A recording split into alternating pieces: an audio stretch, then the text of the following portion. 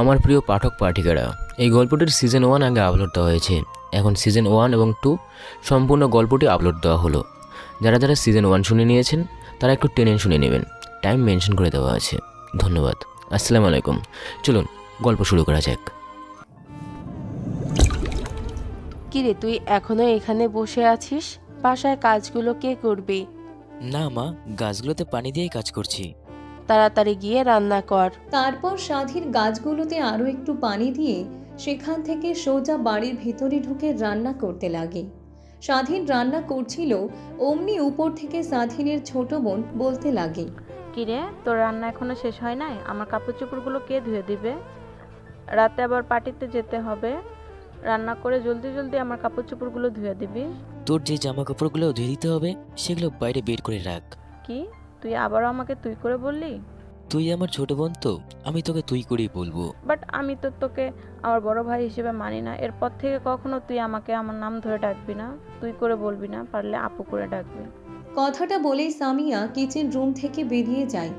অন্যদিকে স্বাধীন রান্নাবান্না শেষ করে খাবার টেবিলে গুছিয়ে তার বাবার জন্য এক্সট্রা আরেকটি প্লেটে ভাত আর কিছু তরকারি নিয়ে তার বাবার রুমে চলে যায়।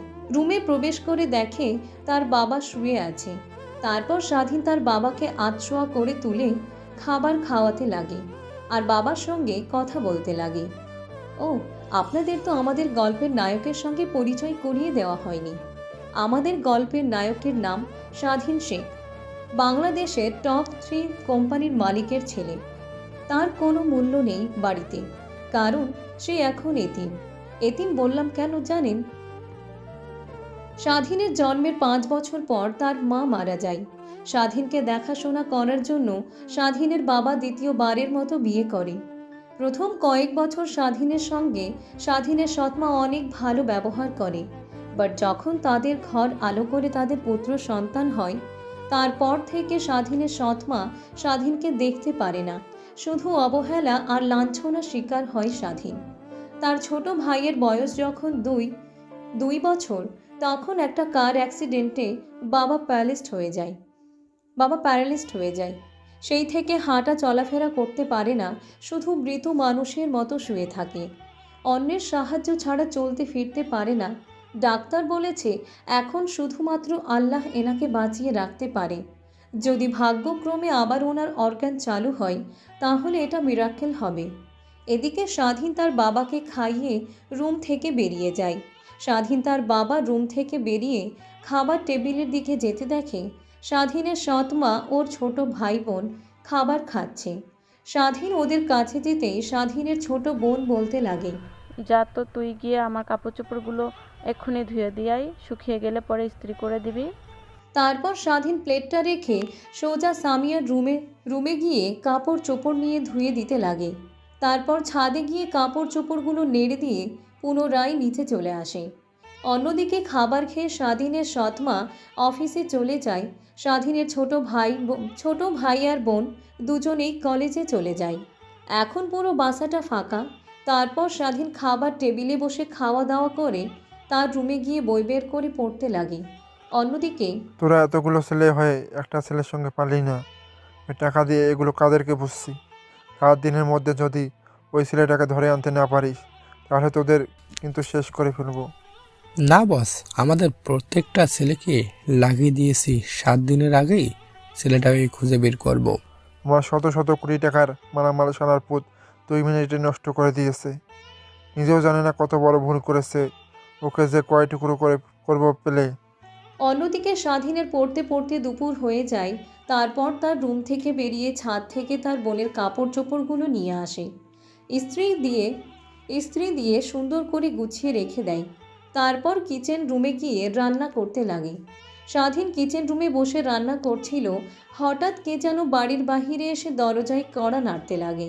স্বাধীন তড়িঘড়ি করে কিচেন রুম থেকে বেরিয়ে দরজা খুলে দিয়ে দেখে ওর ছোট ভাই। কিছু বুঝে ওঠার আগেই স্বাধীনকে ধাক্কা দিয়ে সে রুমের ভিতরে চলে যায়। স্বাধীন তো পুরো অবাক, কারণ এই পুরো বাড়িটাতে সবাই স্বাধীনকে ঘৃণা করলেও ওর ছোট ভাই কখনো তাকে ঘৃণা করে না। বাট আজকে ওর কাছ থেকে এমন ব্যবহার আশা করেনি স্বাধীন। আপনাদের তো বলতে ভুলে গেছি, স্বাধীনের ছোট বোনের নাম সামিয়া, আর সামিয়ার বড় ভাই স্বাধীনের ছোট ভাই যেটা, সেটার নাম মুস্তাফিজুর। তারপর স্বাধীন পুনরায় কিচেন রুমে গিয়ে রান্না করতে লাগে। রান্না করা শেষ হলে স্বাধীন খাবারগুলো টেবিলে নিয়ে গুছিয়ে রাখতে লাগে। তারপর স্বাধীন তার ভাইয়ের রুমের দিকে অগ্রসর কী হয়েছে তা জিজ্ঞেস করার জন্য। রুমের বাইরে থেকে অনেকবার দরজায় কড়া নাড়ার পরও ওই পাশ থেকে কোনো শব্দ আসে না। স্বাধীনের অনেক ভয় হতে লাগে। কি করবে স্বাধীন বুঝতে না পেরে বেসমেন্ট থেকে একটা হাতুড়ি নিয়ে এসে দরজার লক ভাঙতে পারে। দরজা হাতুড়ি দিয়ে পিটাতে এক পর্যায়ে দরজার লক ভেঙে দরজা খুলে যায়। স্বাধীন তো ঘরের ভিতর ঢুকে পুরোটা অবাক হয়ে যায়। ভাই তোর কি হয়েছে? এমন কাজ করতে গেলি কেন? কি হয়েছে বুঝতে পারছে না তো। হ্যাঁ, স্বাধীনের ছোট ভাই রুমের ভিতর এসে বিষ পান করেছে। তারপর স্বাধীন তার ভাইকে কোলে তুলে নিয়ে বাসার নিচে এসে গাড়ি করে হাসপাতালের উদ্দেশ্যে রওনা হয়। তারপর স্বাধীন এক হাত দিয়ে ড্রাইভ করছে আর অন্য হাত দিয়ে ফোন বের করে তার সৎমা আর ছোট বোনকে ফোন করছে। বাট দুজনের কেউই ফোন রিসিভ করছে না, বারবার শুধু ফোন কেটে দিচ্ছে। স্বাধীন সেদিকে আর কোনো ভ্রুক্ষেপ না দিয়ে ফুল মনোযোগ দেয় গাড়ি চালানোর দিকে। একটু পর গাড়ি এসে ব্রেক করে হাসপাতালের সামনে। তারপর স্বাধীন নার্স ডাক্তারকে ডাকতে লাগে। প্লিজ আমার ভাইকে বাঁচান আপনারা। কি হয়েছে ওনার? মুখ দিয়ে ফেনা বের হচ্ছে কেন? বিষ খেয়েছে। তারপর ডাক্তার তড়িঘড়ি করে মুস্তাফিজুরকে একটা চেম্বারে নিয়ে যায়। অন্যদিকে স্বাধীন বাহিরে বসে আছে মাথা নিচু করে। একটা ডাক্তার রুম থেকে বের হতে স্বাধীন দৌড়ে ডাক্তারের কাছে গিয়ে বলতে লাগে, এখন আমার ভাই কেমন আছে? দেখুন, ওনাকে ওয়াশ করা হয়েছে। ওনার পেট থেকে সম্পূর্ণ বিষ বের করার পরে আপনাকে বলতে পারবো তার কন্ডিশন কি অবস্থায় আছে। কথাটি বলে ডাক্তার সেইখান থেকে চলে যায়। অন্যদিকে স্বাধীন চিন্তিত হয়ে চেয়ারে গিয়ে মাথা নিচু করে বসে আছে। এভাবে পেরিয়ে যায় প্রায় 2 ঘন্টা। ডাক্তার রুম থেকে বের হওয়ার নামগন্ধ নিচ্ছে না। স্বাধীন ধীরে ধীরে অনেক চিন্তিত হয়ে যায়। হঠাৎ করে একটা ডাক্তার চেম্বার থেকে বের হতে স্বাধীন দৌড়ে ডাক্তারের কাছে গিয়ে বলতে থাকে, ডাক্তার সাহেব, এখন আমার ভাইয়ের অবস্থা কেমন? আমরা সম্পূর্ণ চেষ্টার উপরে আছি এবং ওনার পেট থেকে সম্পূর্ণ বিষ বের করে ফেলেছি। এখন 24 ঘন্টা না হলে কিছুই বলতে পারবো না। বর্তমানে উনি এখন লাইফ সাপোর্টে আছে। ডাক্তার প্লিজ আমার ভাইকে বাঁচান। আপনার যত টাকা লাগে আপনাকে তত টাকাই দিব। দেখুন, এখানে তো আমাদের হাত নেই। এখন সৃষ্টিকর্তার কাছে প্রার্থনা করা ছাড়া আর কোনো উপায় দেখছি না। ডাক্তারের এমন কথা শুনে স্বাধীন বাকরুদ্ধ হয়ে যায়। পুনরায় চেয়ারের কাছে গিয়ে বসে পড়েন। এভাবেই কখন যে বিকেল হয়ে যায় সেদিকে কোনো ভ্রুক্ষেপ নেই। হঠাৎ স্বাধীনের ঘোর ভাঙে তার হাতের ফোনের কল আসাতে। ফোনটা উঠিয়ে দেখে স্বাধীনের সৎমা ফোন করেছে। ফোনটা রিসিভ করতে ওই পাশ থেকে স্বাধীনের সৎমা বলতে লাগে, জমিদারের বাচ্চা, বাড়িঘর ছেড়ে কই গিয়েছিলিস? তোর কি কোনো চিন্তা নেই? দারোয়ানকে তোর কথা জিজ্ঞেস করলাম, বলল যে তুই গাড়ি নিয়ে কোথায় যেন চলে গেলে তাড়াহুড়ো করে। সৎ মায়ের এমন কথায় কি উত্তর দেবে স্বাধীন কিছুই বুঝে উঠতে পারছে না। শুধু অঝরে কান্না করছে স্বাধীন। ফোনের ওই পাশ থেকে কান্না শব্দ শুনতে পেলে স্বাধীনের সৎমা বলতে লাগে, ন্যাকা কান্না করছিস কেন? আবার গাড়িটা অ্যাক্সিডেন্ট করে ফেলিসনি তো? আমার শখের গাড়ি, আমার 1 কোটি টাকার গাড়ি, তুই অ্যাক্সিডেন্ট করে এখন কান্না করছিস? মা, ছোট ভাই বিষ খেয়েছে আর তাকে নিয়ে হাসপাতালে। কথাটা শুনে স্বাধীনের মায়ের হাত থেকে ফোন পড়ে যায়। তারপর ফোনটা তুলে সে স্বাধীনকে উদ্দেশ্য করে বলে, এখন তোরা কোন হসপিটালে আছিস? আমি তোমাকে অ্যাড্রেস টেক্সট করে পাঠিয়ে দিচ্ছি। তারপর স্বাধীন তার ভাই যে হাসপাতালে ভর্তি সেই হাসপাতালের ঠিকানাটা তার মায়ের ফোনে টেক্সট করে পাঠিয়ে দেয়। তারপর স্বাধীন পুনরায় সেইখানে বসে পড়ে। স্বাধীন বসেছিল তখনই স্বাধীনের কাছে একটা নার্স এসে বলতে লাগে, আপনি রোগীর কি হন? রোগী আমার ছোট ভাই হয়। রোগীর 2 ব্যাগ রক্ত লাগবে। আমি দেব রক্ত। শুধু দেব বললে তো হবে না, রোগীর সঙ্গে আপনার রক্তের ম্যাচ থাকতে হবে। ওর আর আমার রক্ত একই গ্রুপেরই। ও, তাহলে আসেন। তারপর স্বাধীন নার্সের সঙ্গে গিয়ে 2 ব্যাগ রক্ত দিয়ে পুনরায় এসে তার সিটে বসতে যাবে, অমনি তার মা তার কাছে এসে ঠাস ঠাস করে 2 থাপ্পড় লাগিয়ে দেয়। স্বাধীন হঠাৎ থাপ্পড় খেয়ে ফ্লোরে পড়ে যায়। 2 ব্যাগ রক্ত দেওয়াতে তার শরীর অনেকটাই ক্লান্ত। এমন অবস্থাতে স্বাধীনকে উদ্দেশ্য করে স্বাধীনের সৎমা বলতে লাগে, কুত্তার বাচ্চা, তোর সাহস কি করে হয় আমার ছেলেকে বিষ খাওয়ানো? আবার এসে তুই হাসপাতালে ভর্তি করিয়েছিস? মা, আপনি আমাকে ভুল বুঝছেন। আমি কেন আমার ছোট ভাইকে বিষ খাওয়াতে যাব? আমি ভালো করে জানি আমার ছেলে হাসি খুশিভাবে চলাফেরা করে, ও কেন বিষ খেতে যাবে? ইভেন আজকে সকালেও একসঙ্গে খাবার টেবিলে খাবার খেলাম হাসি খুশিভাবে, হঠাৎ করে ওর মনোভাব এমন হবে কেন? তোকে আমি পুলিশে দেব, শুধু একবার ছেলে সুস্থ হয়ে উঠুক তারপর। অন্যদিকে স্বাধীন দোষীর মতো মাটির দিকে তাকিয়ে থাকে আর অঝরে চোখ বেয়ে জল বের হচ্ছে। এত বছর ধরে তাদের সঙ্গে রয়েছি, আর এটুকু আমাকে চিনল? বারবার শুধু এমন চিন্তা ভাবনাই ঘুরছে স্বাধীনের মাথায়। তারপর সেইখানে আর দাঁড়িয়ে না থেকে স্বাধীন গাড়িটা নিয়ে সোজা বাসায় চলে যায়। তারপর তার রুমে গিয়ে ফ্রেশ হয়ে খাবার টেবিল থেকে কিছু খাবার নিয়ে তার বাবার রুমে চলে যায়। স্বাধীন তার বাবার রুমের ভিতরে ঢুকে দেখেন তার বাবা ঘুমাচ্ছে। হালকাভাবে ডাক দিতে তার বাবার ঘুম ভেঙে যায়। তারপর স্বাধীন তার বাবাকে খাইয়ে দিতে লাগে আর বলতে লাগে, জানো বাবা, ছোট ভাই আজকে বিষ খেয়েছে। কেন খেয়েছে জানি না, কিন্তু অযথাই মা আমাকে দোষারোপ দিচ্ছে। ভাইয়ের অবস্থা তেমন একটা ভালো না। ডাক্তার বলল তার শরীর থেকে অনেক রক্ত বের করে নেওয়া হয়েছে। পরবর্তীতে ওকে আমি 2 ব্যাগ রক্তও দিলাম। ভাবতেই অবাক লাগছে, এত বছর ধরে তাদের সঙ্গে রয়েছি, তারাই আমাকে ভুল বুঝলো। এই ছিল আমাকে যে আমি আমার নিজের ভাইকে ক্ষতি করব। না হয় আমাকে ভালোবাসে না, কিংবা ভালো চোখেও দেখে না, বাট আমি তাদের অনেক ভালোবাসি, সেটা ওরা ভালো করেই জানে। স্বাধীন তার বাবাকে খাইয়ে দিয়েছিল আর এমন কথাগুলো বলছিল আর অঝরে কান্না করছিল। স্বাধীন তো বাবাকে খাইয়ে দিয়ে তার বাবার সঙ্গে আরও অনেকক্ষণ ধরে কথা বলে সোজা তার রুমে চলে যায়। তারপর ও ফ্রেশ হয়ে আবার গাড়িটা নিয়ে হাসপাতালের উদ্দেশ্যে রওনা হয়। একটু পর হাসপাতালে চলে আসে। আমি তারপর সোজা মস্তিপুরে যে কেবিনে আছে সেই কেবিনে চলে যাই। মা তো আমাকে দেখে রেগে যায়। এসে মারতে যাবে, তখনই ডাক্তার বলল, এটা আপনার ছেলে না? আমি তো এনার কথা আপনাকে বললাম। এই ছেলেটাই তো আপনার ছেলেকে হাসপাতালে নিয়ে এসেছিল আর 2 ব্যাগ রক্ত দিল। অমনি সৎমা ডাক্তারকে উদ্দেশ্য করে বলে, না, এ আমার ছেলে না, আমার একটাই ছেলে, একে আমি চিনি না। এই ছেলেটাকে নিয়ে আসার পর থেকে অনেক চিন্তিত আর উদ্বিগ্ন নিয়ে বসেছিল দেখে মনে হচ্ছিল যেন নিজের আপন ভাই। তাই আমি আপনাকে বলছিলাম, আমি তো জানি না এটা আপনার ছেলে না। Sorry ma'am. কথাটা বলে ডাক্তার সাহেব কেবিন থেকে বেরিয়ে যায়। অন্যদিকে স্বাধীনের ছোট বোন বাড়িতে এসে কাউকে দেখতে না পেয়ে সোজা তার মায়ের ফোন করে। মা, তোমরা সবাই কোথায় আছো? বলিস না, তোর বড় ভাই বিষ খেয়েছে, তাকে নিয়ে হাসপাতালে। কোন হাসপাতালে? অ্যাড্রেসটা বলো, আমি আসছি। এই হাসপাতালে জলদি চলে আয়। কথাটা বলে স্বাধীনের সৎমা ফোন রেখে দেয়। স্বাধীনের দিকে অগ্নি দৃষ্টি নিক্ষেপ করে বলতে থাকে, এই কুত্তার বাচ্চা, এখন আবার এখানে এসেছিস কেন? তখন মারতে পারিসনি বলে এখন মারবি এই জন্য? স্বাধীন নিচের দিকে তাকিয়ে থেকে তার মাকে উদ্দেশ্য করে বলে, আমি কখনোই মোস্তেফিজুর আর সামিয়াকে নিজের বোন ছাড়া অন্য কোনো নজরে দেখি নাই। আর সেখানে কিনা আপনি বলছেন ওদের মারার কথা? আমি তো কখনো কল্পনাও করতে পারি না। হইছে, তোকে আর গলাবাজি করতে হবে না, বের হক কেবিন থেকে। উদ্দেশ্য করে বলে। তারপর স্বাধীন কেবিন থেকে বেরিয়ে যায়। বাইরে থাকা চেয়ারে বসে পড়ে স্বাধীন। স্বাধীনের ছোট বোন হাসপাতালে চলে আসে। স্বাধীনের দিকে একটু তাকিয়ে থেকে কেবিনেটে ঢুকে পড়ে। স্বাধীন সেইখানে অনেকক্ষণ বসে থাকে।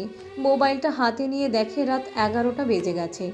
তারপর কেবিনে ঢুকে স্বাধীন তার বোন আর মাকে উদ্দেশ্য করে বলে, মা, তোমরা এখন বাসায় চলে যাও। নিশ্চয়ই তোমরা এখনো না খেয়ে আছো। তোমরা না খেয়ে থাকলে আবার তোমরা অসুস্থ হয়ে পড়বে। আমাদেরকে নিয়ে তোকে ভাবতে হবে না। ভাইয়া তো ঠিকই বলেছে, চলো আমরা বাসায় চলে যাই, কালকে না হয় আবার আসবো। শোন, আমরা চলে গেলাম, তার মানে এই না তুই আমার ছেলেকে আবার মারার চেষ্টা করবি। আমি জানি তুই আমার ছেলেকে মারার চেষ্টা করছিস। ও মরে গেলে তো পুরো সম্পত্তি তুই পাবি, তার জন্য, তাই না? সেদিকে আর না যাই, এইখানে বসে থাকবি, আর আমার ছেলের কোনোভাবে যেন অযত্ন না হয়, আর জ্ঞান ফিরে আসলে আমাকে ফোন করবি। কথাটা বলে সামিয়া আর মা কেবিন থেকে বেরিয়ে সোজা বাসার উদ্দেশ্যে রওনা হয়। তারপর স্বাধীন একটা চেয়ার টেনে মুস্তাফিজুরের পাশে বসে তার মাথায় হাত বোলাতে লাগে। মুস্তাফিজুরের মাথায় হাত বুলাতে বুলাতে স্বাধীন ঘুমিয়ে পড়ে। অন্যদিকে মুস্তাফিজুর জ্ঞান ফিরে আসে রাত 3টার দিকে। আশেপাশে তাকিয়ে বোঝার চেষ্টা করে কোথায় এখন সে আছে। তারপর সাইডে তাকিয়ে দেখে তার ভাই তার হাত ধরে শুয়ে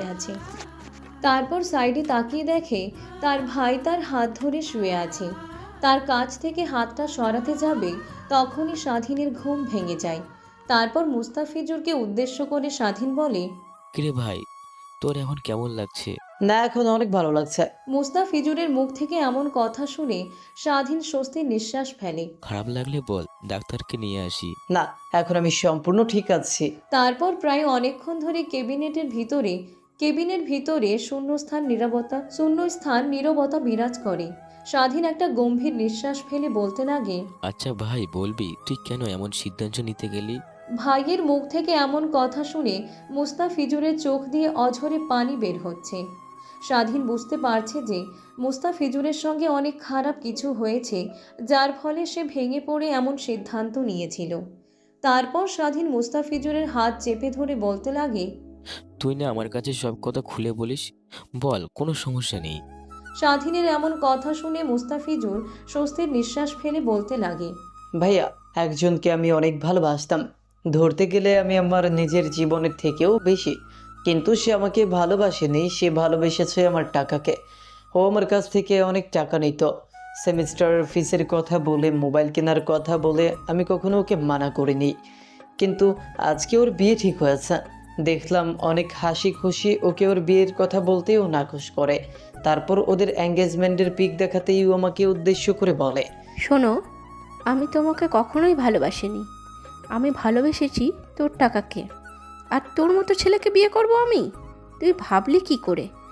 আয়নায় কখনো নিজের মুখটা দেখেছিস? দেখতে তো পুরো কালো বিড়ালের মতো। আর তুই তো একটা বোকা। এতদিন তোর সঙ্গে নাটক করলাম, আর বুঝতে পারলি না? আমি ওর কথা শুনেই সামলাতে না পেরে ঠাস ঠাস করে থাপ্পড় লাগিয়ে দিই। আর ওইখানে না দাঁড়িয়ে থেকে সোজা বাসে চলে আসি। ও আচ্ছা, এই ব্যাপার। একটা মেয়ের জন্য তুই নিজের জীবন দিতে গেলি? মেয়েটা ঠিকই বলেছে, তুই অনেক বোকা। আর এই সামান্য একটা বিষয় নিয়ে তুই তোর নিজের জীবন দিতে গেলি? তোকে আমি ওর থেকে অনেক ভালো মেয়ে দেখে বিয়ে দেবো। এইভাবেই মুস্তাফিজুরের সঙ্গে আরও অনেক কথা বলতে বলতে দুজনেই একটা সময় ঘুমিয়ে পড়ে। সকালের দিকে স্বাধীনের ঘুম ভাঙে। মুস্তাফিজুরের দিকে তাকিয়ে দেখে ঘুমাচ্ছে। স্বাধীন মুস্তাফিজুরের কেবিন থেকে বেরিয়ে ডাক্তারের কাছে চলে যায়। তারপর ডাক্তারকে উদ্দেশ্য করে বলে, এখন কি মোস্তাফিজুরকে কিছু খাওয়ানো যাবে? কথাটি বলে ডাক্তার সেইখান থেকে চলে যায়। তারপর স্বাধীন হসপিটাল থেকে বাহিরে এসে একটা দোকান থেকে কিছু পাউরুটি আর কলা কিনে নেয়। তারপর পুনরায় হাসপাতালে ঢুকে মুস্তাফিজুরের কেবিনে চলে যায়। স্বাধীনকে দেখতে পেয়ে মুস্তাফিজুর বলে, ভাইয়া, কোথায় গিয়েছিলে তুমি? বাইরে গিয়েছিলাম তোর জন্য খাবার আনার জন্য। আচ্ছা ভাইয়া, সত্যি করে একটা কথা বলবে? তোদেরকে কখনো গিয়ে আমি মিথ্যা কথা বলেছি কিছু জিজ্ঞাসা করলে? না, তা বলিনি। আচ্ছা ভাইয়া, মা তোমাকে কালকে অনেক গালাগালি করেছে, তাই না? না, মা কেন আমাকে গালাগালি করতে যাবে? তুমি না বললে, আমাকে মিথ্যা কথা বললে না, তাহলে মিথ্যা বললে কেন? আমি জানি সাধারণ আমাদের কারো হাত কেটে গেলেও মা তোমাকে বকে, আর সেখানে আমি এত বড় ভুল করেছি আর তোমাকে বকেনি? হ্যাঁ বকেছে, বাট তাতে আমি কিছুই মনে করিনি। মা আসুক, আমি ওনাদেরকে বুঝিয়ে বলবো। তোকে বুঝিয়ে বলতে হবে না, আগে নিজে বুঝতে শেখ, তাহলেই চলবে। আর এত কথা বলতে হবে না, খাবারগুলো খেয়ে নে। তারপর স্বাধীন তার হাতে থাকা ব্যাগ থেকে কলা আর পাউরুটি বের করায় মুস্তাফিজুরকে খাওয়ানোর জন্য। খাওয়া দাওয়া শেষ করে দুজনে বোতল করে পানি খেয়ে নেয়। তখনই রুমের ভিতরে হুড়মুড়িয়ে প্রবেশ করে স্বাধীনের সৎমা আর ছোট বোন। হঠাৎ রুমের ভিতর এমনভাবে কাউকে প্রবেশ করতে দেখে ভ্যাবাচ্যাকা খেয়ে যায় স্বাধীন আর মুস্তাফিজুর। তখন মুস্তাফিজুর তার মাকে উদ্দেশ্য করে বলে, তোমরা কি আড়ি পেতে আমাদের কথা শুনছিলে আর রুমের ভেতরে এমনভাবে এসে পড়লে কেন? দুজনে পড়ে গেলে কিভাবে? তোমাদের আর মানে করতে হবে না, আমি ভালো করেই জানি। তারপর স্বাধীন চেয়ার থেকে উঠে অন্য সাইডে যায়। তখন স্বাধীনের সৎমা চেয়ারের উপর বসে মুস্তাফিজুরের হাত ধরে বলতে লাগে, বাবা বল, কে তোকে এমন করতে বলেছে? আমি জানি স্বাধীন তোকে এমন করতে বলেছে, তাই না? মা, তুমি কি পাগল? কেউ কাউকে জোর করে বিষ খাওয়াতে পারে? আমি নিজের ইচ্ছায় খেয়েছি। বুঝেছো এখন তুমি? কেন বাবা, তোর কিসের দুঃখ? তুই এমন কাজ কেন করতে গেলি? তোমাদের সেই সকল বিষয়ে বলতে আমি বাধ্য নই। আর শোনো একটা কথা, ছেলের মুখ থেকে এমন কথা শুনে স্বাধীনের সৎমা ভ্যাবা চ্যাকা খেয়ে যায়। ছেলের মুখ থেকে এমন কথা শুনে বড় বড় বড় চোখ করে তাকিয়ে বলে, কি বাবা, তুই কি বললি বল? আমি বিয়ে করব আর 7 দিনের ভেতরে। তোমরা ব্যবস্থা করো। তুই আমার একমাত্র ছেলে, তোকে বিয়ে দেব ধুমধাম করে। 7 দিন কেন? আমাদের বাড়ি আলোকিত হয়ে থাকবে 1 মাস ধরে। আর সেইখানে তুই বলছিস মাত্র 7 দিনের ভেতরে তোকে বিয়ে দিতে? এই অল্প সময়ে পাত্রী কোথায় পাবো? কে বা এত অল্প সময় তার নিজের মেয়েকে বিয়ে দিবে? ভালোই বলছি, নাকি সেকেন্ডবার আবার এমন কাজ করব? প্রয়োজন হলে ঘটক ডেকে নিয়ে আসো, যত টাকা লাগে তত টাকা দিব। মাত্র 7 দিনের মধ্যে সুন্দরী মেয়ে দেখে বিয়ে দিতে হবে আমাকে। আচ্ছা বাবা, আচ্ছা, তুই আগে সুস্থ হয়ে নে। এখন আমি সম্পূর্ণ সুস্থ, দেখছো না? তোমাদের সঙ্গে কথা বলছি, এর থেকে সুস্থ আর কি হবে বলো? যা তো স্বাধীন, তুই গিয়ে ডাক্তারকে ডেকে নিয়ে আয়। তারপর স্বাধীন কেবিন থেকে বের হয় ডাক্তারকে ডাকার জন্য। অন্যদিকে মুস্তাফিজুরকে তার মা বোঝাতে লাগলো কোনোভাবে 7 দিনে বিয়ে দেওয়া সম্ভব না। একমাত্র ছেলে তাদের, তাদের ছেলের বিয়ে হবে ধুমধাম করে। এমনভাবে বিয়ে না। আসলে কি এটাই বোঝাচ্ছে সে? দেখে তো মুস্তাফিজের নাছোড় বান্দা। তাকে যেভাবে হোক 7 দিনের ভিতরে বিয়ে দিতে হবে। তারা ছেলের কাছে হার মেনে নেয়। পরে সিদ্ধান্ত নেয় 7 দিনের ভিতরেই সুন্দরী মেয়ে দেখে তাকে বিয়ে দিবে। বাসায় গিয়ে ঘটকে ফোন করে আসতে বলবে। অন্যদিকে স্বাধীন ডাক্তারকে ডেকে নিয়ে আসেন। ডাক্তার কেবিনে ঢুকতেই অবাক হয়ে যায়। বড় বড় চোখ করে মুস্তাফিজুরের দিকে তাকিয়ে আছে। ডাক্তারকে এমনভাবে তাকিয়ে থাকতে দেখে স্বাধীন ডাক্তারকে উদ্দেশ্য করে বলে, কি হয়েছে ডাক্তার সাহেব, এরকমভাবে তাকিয়ে আছেন কেন? এটা তো মিরাক্কেল, অসম্ভব। কি মিরাকেল অবস্থা! ওয়েট করেন, আপনাকে বুঝিয়ে বলছি, তার আগে চেক আপ করে নেই। তারপর ডাক্তার সাহেবকে মুস্তাফিজুরের পালস সহ পুরো বডি চেক আপ করে বলতে লাগে, এখন অনেকটাই সুস্থ। আপনারা চাইলে বিকালের দিকে রুগীকে নিয়ে যেতে পারেন, আর চাইলে কালকে রাতটাও থাকতে পারেন এখানে। তখনই মুস্তাফিজুর বলতে লাগে, না ডাক্তার, এখন আমি অনেক ভালো আছি, আর আমাকে এখানে না থাকলে চলবে। অন্যদিকে ডাক্তার যতই মুস্তাফিজুরকে দেখছে ততই অবাক হচ্ছে। কারণটা না হয় একটু পরে জানতে পারবে। আর হ্যাঁ, আপনি আমার পিছু পিছু আসুন, কিছু ওষুধ লিখে দিচ্ছি, সেই ওষুধগুলো নিয়ে এসে খাইয়ে দিন। কথাটি বলেই ডাক্তার কেবিন থেকে বেরিয়ে যায়। স্বাধীন তার পিছু পিছু কেবিন থেকে বেরিয়ে যায়। তখন ওইভাবে মুস্তাফিজুরের দিকে অন্যভাবে তাকিয়েছিলেন কেন? আর মিরাকেল বললেন? কারণটা হলো, এর আগে যতগুলো এমন সুইসাইড অ্যাটেম্প্ট কেস এসেছিল আমি অনেককে হ্যান্ডেল করেছি। প্রায় 36 বছর হলো আমি হাসপাতাল জব করছি। এখন এমন হাজারটা রোগী দেখছি আমি, বাট এই ছেলেটি সকলে থেকে ভিন্ন। তার জন্য মিরাক্কেল বললাম, কারণ একদিনের ভিতর কোনোভাবেই এমন পেশেন্ট ঠিক হয়ে যায় না। আর যেখানে পেশেন্টের বাঁচার চান্স ছিল মাত্র 20%, সেখান থেকে এমনভাবে ফিরে আসা আসলেই মিরাক্কেল। কথাগুলো বলছিল আর ডাক্তার প্রেসক্রিপশন করছিল। তারপর প্রেসক্রিপশন স্বাধীনের দিকে এগিয়ে দিতেই প্রেসক্রিপশনটা নিয়ে স্বাধীন হসপিটালের বাহিরে এসে ফার্মাসিতে ওষুধগুলো নিয়ে নেয়। তারপর ওষুধগুলো নিয়ে পুনরায় মুস্তাফিজুরের কেবিনে চলে যায়। ওষুধগুলো নিয়ে মুস্তাফিজুর তার মায়ের হাতে দেয়। তারপর স্বাধীন তার সৎ মাকে উদ্দেশ্য করে বলে, মা, এখন আপনারা তো এসেছেন, তাহলে আমি বাসায় যাই। বাসায় তো অনেক কাজ পড়ে আছে, সেগুলো তো করতে হবে, আবার আমাকেই। আর বাবাও তো বোধহয় না খেয়ে আছে। তোর বাবাকে নিয়ে চিন্তা করতে হবে না, আমি সকালে স্যুপ খাইয়ে দিয়ে এসেছি। আর হ্যাঁ, তুই এখান থেকে যা, বিকেলের দিকে ম্যানেজারকে নিয়ে চলে আসিস। মুস্তাফিজুর যেহেতু হাসপাতালে থাকতে চাচ্ছে না, আর আমি মুস্তাফিজুরকে হাসপাতালে রাখতে চাচ্ছি না, তো বিকেলের দিকে বাসায় নিয়ে যাব। ওকে, তাহলে আমি এখন আসি। তারপর স্বাধীন মুস্তাফিজুরের কেবিন থেকে বের হয়ে গাড়িটা নিয়ে সোজা বাসায় চলে যায়। বাসায় গিয়ে এক এক করে কাজ করতে লাগে, তারপর রান্না করতে লাগে। কাজ করতে করতে কখন যে দুপুর গড়িয়ে বিকেল হয়ে যায় সেই দিকে কোনো ভ্রুক্ষেপ নেই স্বাধীনের। হঠাৎ আসরের আজান শুনতে পেয়ে পকেট থেকে ফোন বের করে দেখে বিকাল 4:30 বেজে গেছে। তারপর তাদের পার্সোনাল ম্যানেজারকে ফোন করে বাসায় আসতে বলে স্বাধীন। কাজ শেষ হলে স্বাধীন তার রুমে গিয়ে গোসল করে নেয়। তারপর রুমের বাইরে এসে নিজেকে একটু পরিপাটি করে খাবার টেবিলে গিয়ে একটা বাটিতে কিছু ভাত নিয়ে তার বাবার কাছে যায়। ও, আপনাদের তো একটা কথা বলতেই ভুলে গেছি। স্বাধীনের বাবার দেখাশোনা করার জন্য অলরেডি 3টা কাজের মেয়ে রেখে দিয়েছে। 3টা কাজের মেয়ে আছে, বাট তারা থাকা সত্ত্বেও স্বাধীনের সঙ্গে এমন ব্যবহার করে স্বাধীনের মা আর বোন। তারপর স্বাধীন সোজা তার বাবার রুমে গিয়ে দেখে তার বাবা বাইরের দিকে তাকিয়ে আছে। রুমে কারোর উপস্থিতি টের পেয়ে রুমের দরজার দিকে তাকায় সে। তারপর স্বাধীন তার বাবার কাছে গিয়ে বসে খাবার খাইয়ে দিতে লাগে আর ছোট ভাই কি বলল, তার মা কি বলল, সব কথা খুলে বলে তার বাবাকে। স্বাধীন এই একটা জায়গায় এসে মনের কথাগুলো প্রকাশ করে। হঠাৎ স্বাধীনের খেয়াল যায় তার বাবার পায়ের দিকে। দেখে ডান পাটা একটু নড়ছে। স্বাধীন তো অবাক হয়ে তার বাবার দিকে তাকায়। ডান পা দেখা দেখি বাম পাও হালকা নড়ছে। স্বাধীন তার বাবাকে উদ্দেশ্য করে বলে, দেখছো বাবা, তুমি তোমার পায়ে ধীরে ধীরে বল ফিরে পাচ্ছ। স্বাধীনের এমন কথা শুনে স্বাধীনের বাবা তার মাথায় হাত রাখে। স্বাধীন এমন দৃশ্য দেখে অবাক হয়ে যায়, কারণ যেখানে তার বাবার হাতে আঙ্গুল পর্যন্ত নাড়াতে পারত না, আর আজকে সেই মাথায় হাত রেখে হাসি মাখা মুখে স্বাধীন তার বাবার দিকে তাকিয়ে আছে। ভাঙা ভাঙা গলায় স্বাধীনের বাবা তাকে উদ্দেশ্য করে বলে, হ্যাঁ রে বাবা, আমি ধীরে ধীরে আমার শরীরের কন্ট্রোল পাচ্ছি।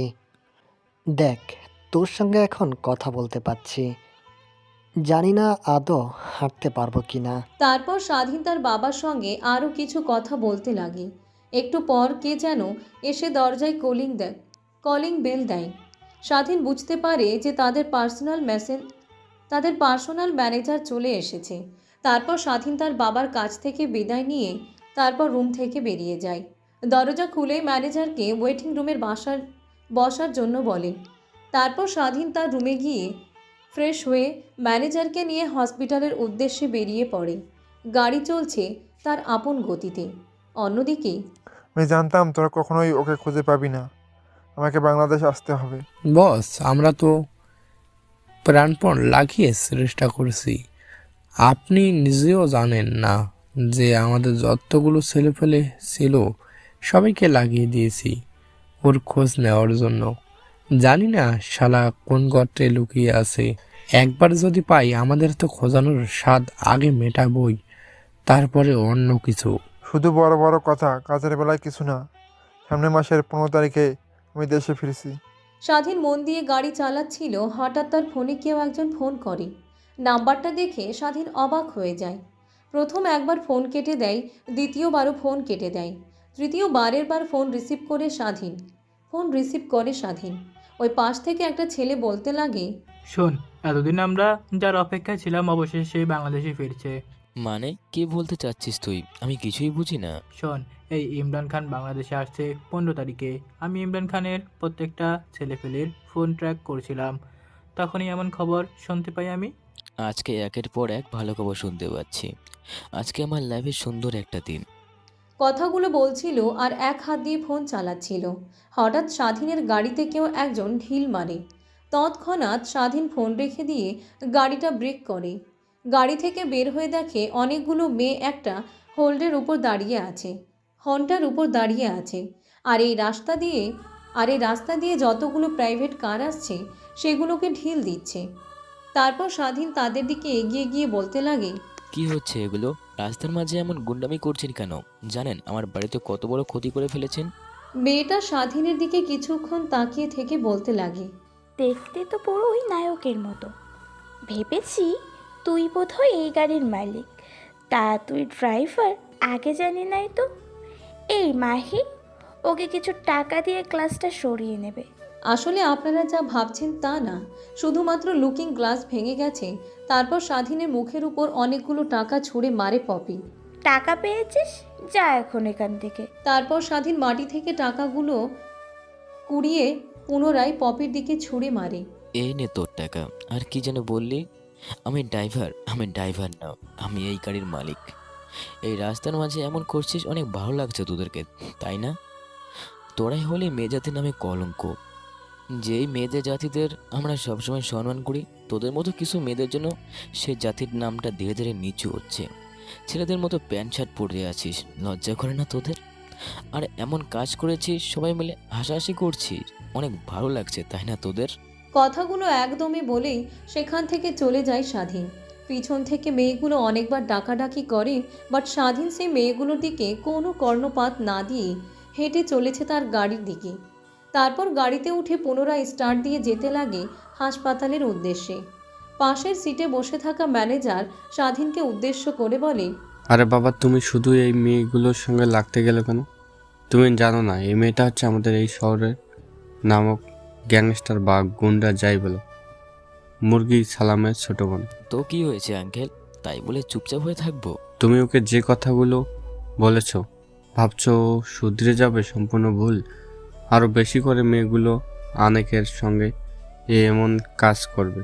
যদি মেয়েটিকে ওর ভাইকে সব কথা খুলে বলে, তাহলে তোমাকে ওর ভাই কি করবে একবারও কি ভেবে দেখেছো? তাই বলে কি বাবা, যা করেছো করেছো, নেক্সট টাইম থেকে এদের কাছ থেকে বিরত থাকবে। কথাগুলো বলতে বলতেই গাড়ি এসে ব্রেক করে হাসপাতালে। তারপর গাড়ি থেকে বেরিয়ে স্বাধীনের ম্যানেজার মুস্তাফিজুরের কেবিনের দিকে অগ্রসর হয়। তারপর ম্যানেজার স্বাধীন মুস্তাফিজুরের কেবিনে গিয়ে কিছু কথাবার্তা বলে। তারপর ম্যানেজারকে নিয়ে মুস্তাফিজুরের যাবতীয় বিলগুলো ক্লিয়ার করে তারপর হসপিটাল থেকে রিলিজ নিয়ে বাসার উদ্দেশ্যে রওনা হয়। গাড়িতে বসেছিল, হঠাৎ নজর যায় স্বাধীনের মায়ের লুকিং গ্লাসে। তখন স্বাধীনকে উদ্দেশ্য করে বলে, কিরে গাড়ি কোথায়? অ্যাক্সিডেন্ট করেছিলিস? লুকিং গ্লাস ভেঙে ফেলেছিস? স্বাধীন কিছু বলার আগেই ম্যানেজার স্বাধীনের সৎমাকে উদ্দেশ্য করে শুরু থেকে শেষ পর্যন্ত খুলে বলে আজকে আসার সময় মেয়েগুলোর সঙ্গে স্বাধীনের কি হয়েছিল। কারণ ম্যানেজার ভালো করে জানে সে যদি এই কথাগুলো না বলে তাহলে স্বাধীনকে অনেক বকাবকি করবে এখন। তারপরে গাড়ি চলছে তার আপন গতিতে। একটু পর গাড়ি ব্রেক করে তাদের বাড়ির সামনে। তারপর এক এক করে সবাই গাড়ি থেকে বের হতে লাগে। তারপর দরজায় এসে কলিং বেল বাজাতে দরজা খুলে দেয় কাজের মেয়ে। দরজা দিয়ে ভিতর প্রবেশ করে ড্রয়িং রুমের দিকে তাকাতেই চোখ ছানা বড়া হয়ে যায়। স্বাধীনের সৎমা, ছোট ভাই আর বোন সবাই অবাক হয়ে তাকিয়ে আছে, কারণ বসার রুমে দেখতে পায় স্বাধীনের বাবা বসে আছেন। তাদেরকে দেখে তাদের কাছে লাঠি ভর করে এগিয়ে আসে। এটা দেখে স্বাধীন, স্বাধীনের মা, স্বাধীনের ছোট ভাই বোন সবাই অবাক হয়ে তাকিয়ে আছে তার দিকে। তাদের কাছে এগিয়ে এসে বলতে লাগে, অবাক হচ্ছিস তোরা, তাই তো? অবাক হওয়ার কিছুই নেই, সবই আল্লাহর ইচ্ছা। মানে কি বোঝাতে চাচ্ছ তুমি? যাকে এতদিন অবহেলা অপমান করেছিস, আজ সে দেখ তোর সামনে দাঁড়িয়ে আছে। স্বাধীনের বাবার মুখ থেকে এরকম কথা শুনে স্বাধীনের সৎমা চুপসে যায়। সে ভালো করে বুঝতে পেরেছে যে তার এখন দিন ফুরিয়ে এসেছে। এখন স্বাধীনের বাবার কথাই উঠতে বসতে হবে। তারপর স্বাধীনের ছোট ভাই বোন সবাই মিলে বাবার সঙ্গে কুশল বিনিময় করে যে যার রুমে চলে যায়। তারপর যে যার রুমে গিয়ে ফ্রেশ হয়ে খাবার টেবিলে এসে দেখে আগে থেকে খাবার প্রস্তুত হয়ে আছে। তারপর সবাই মিলে একত্রে খাবার খেতে লাগে।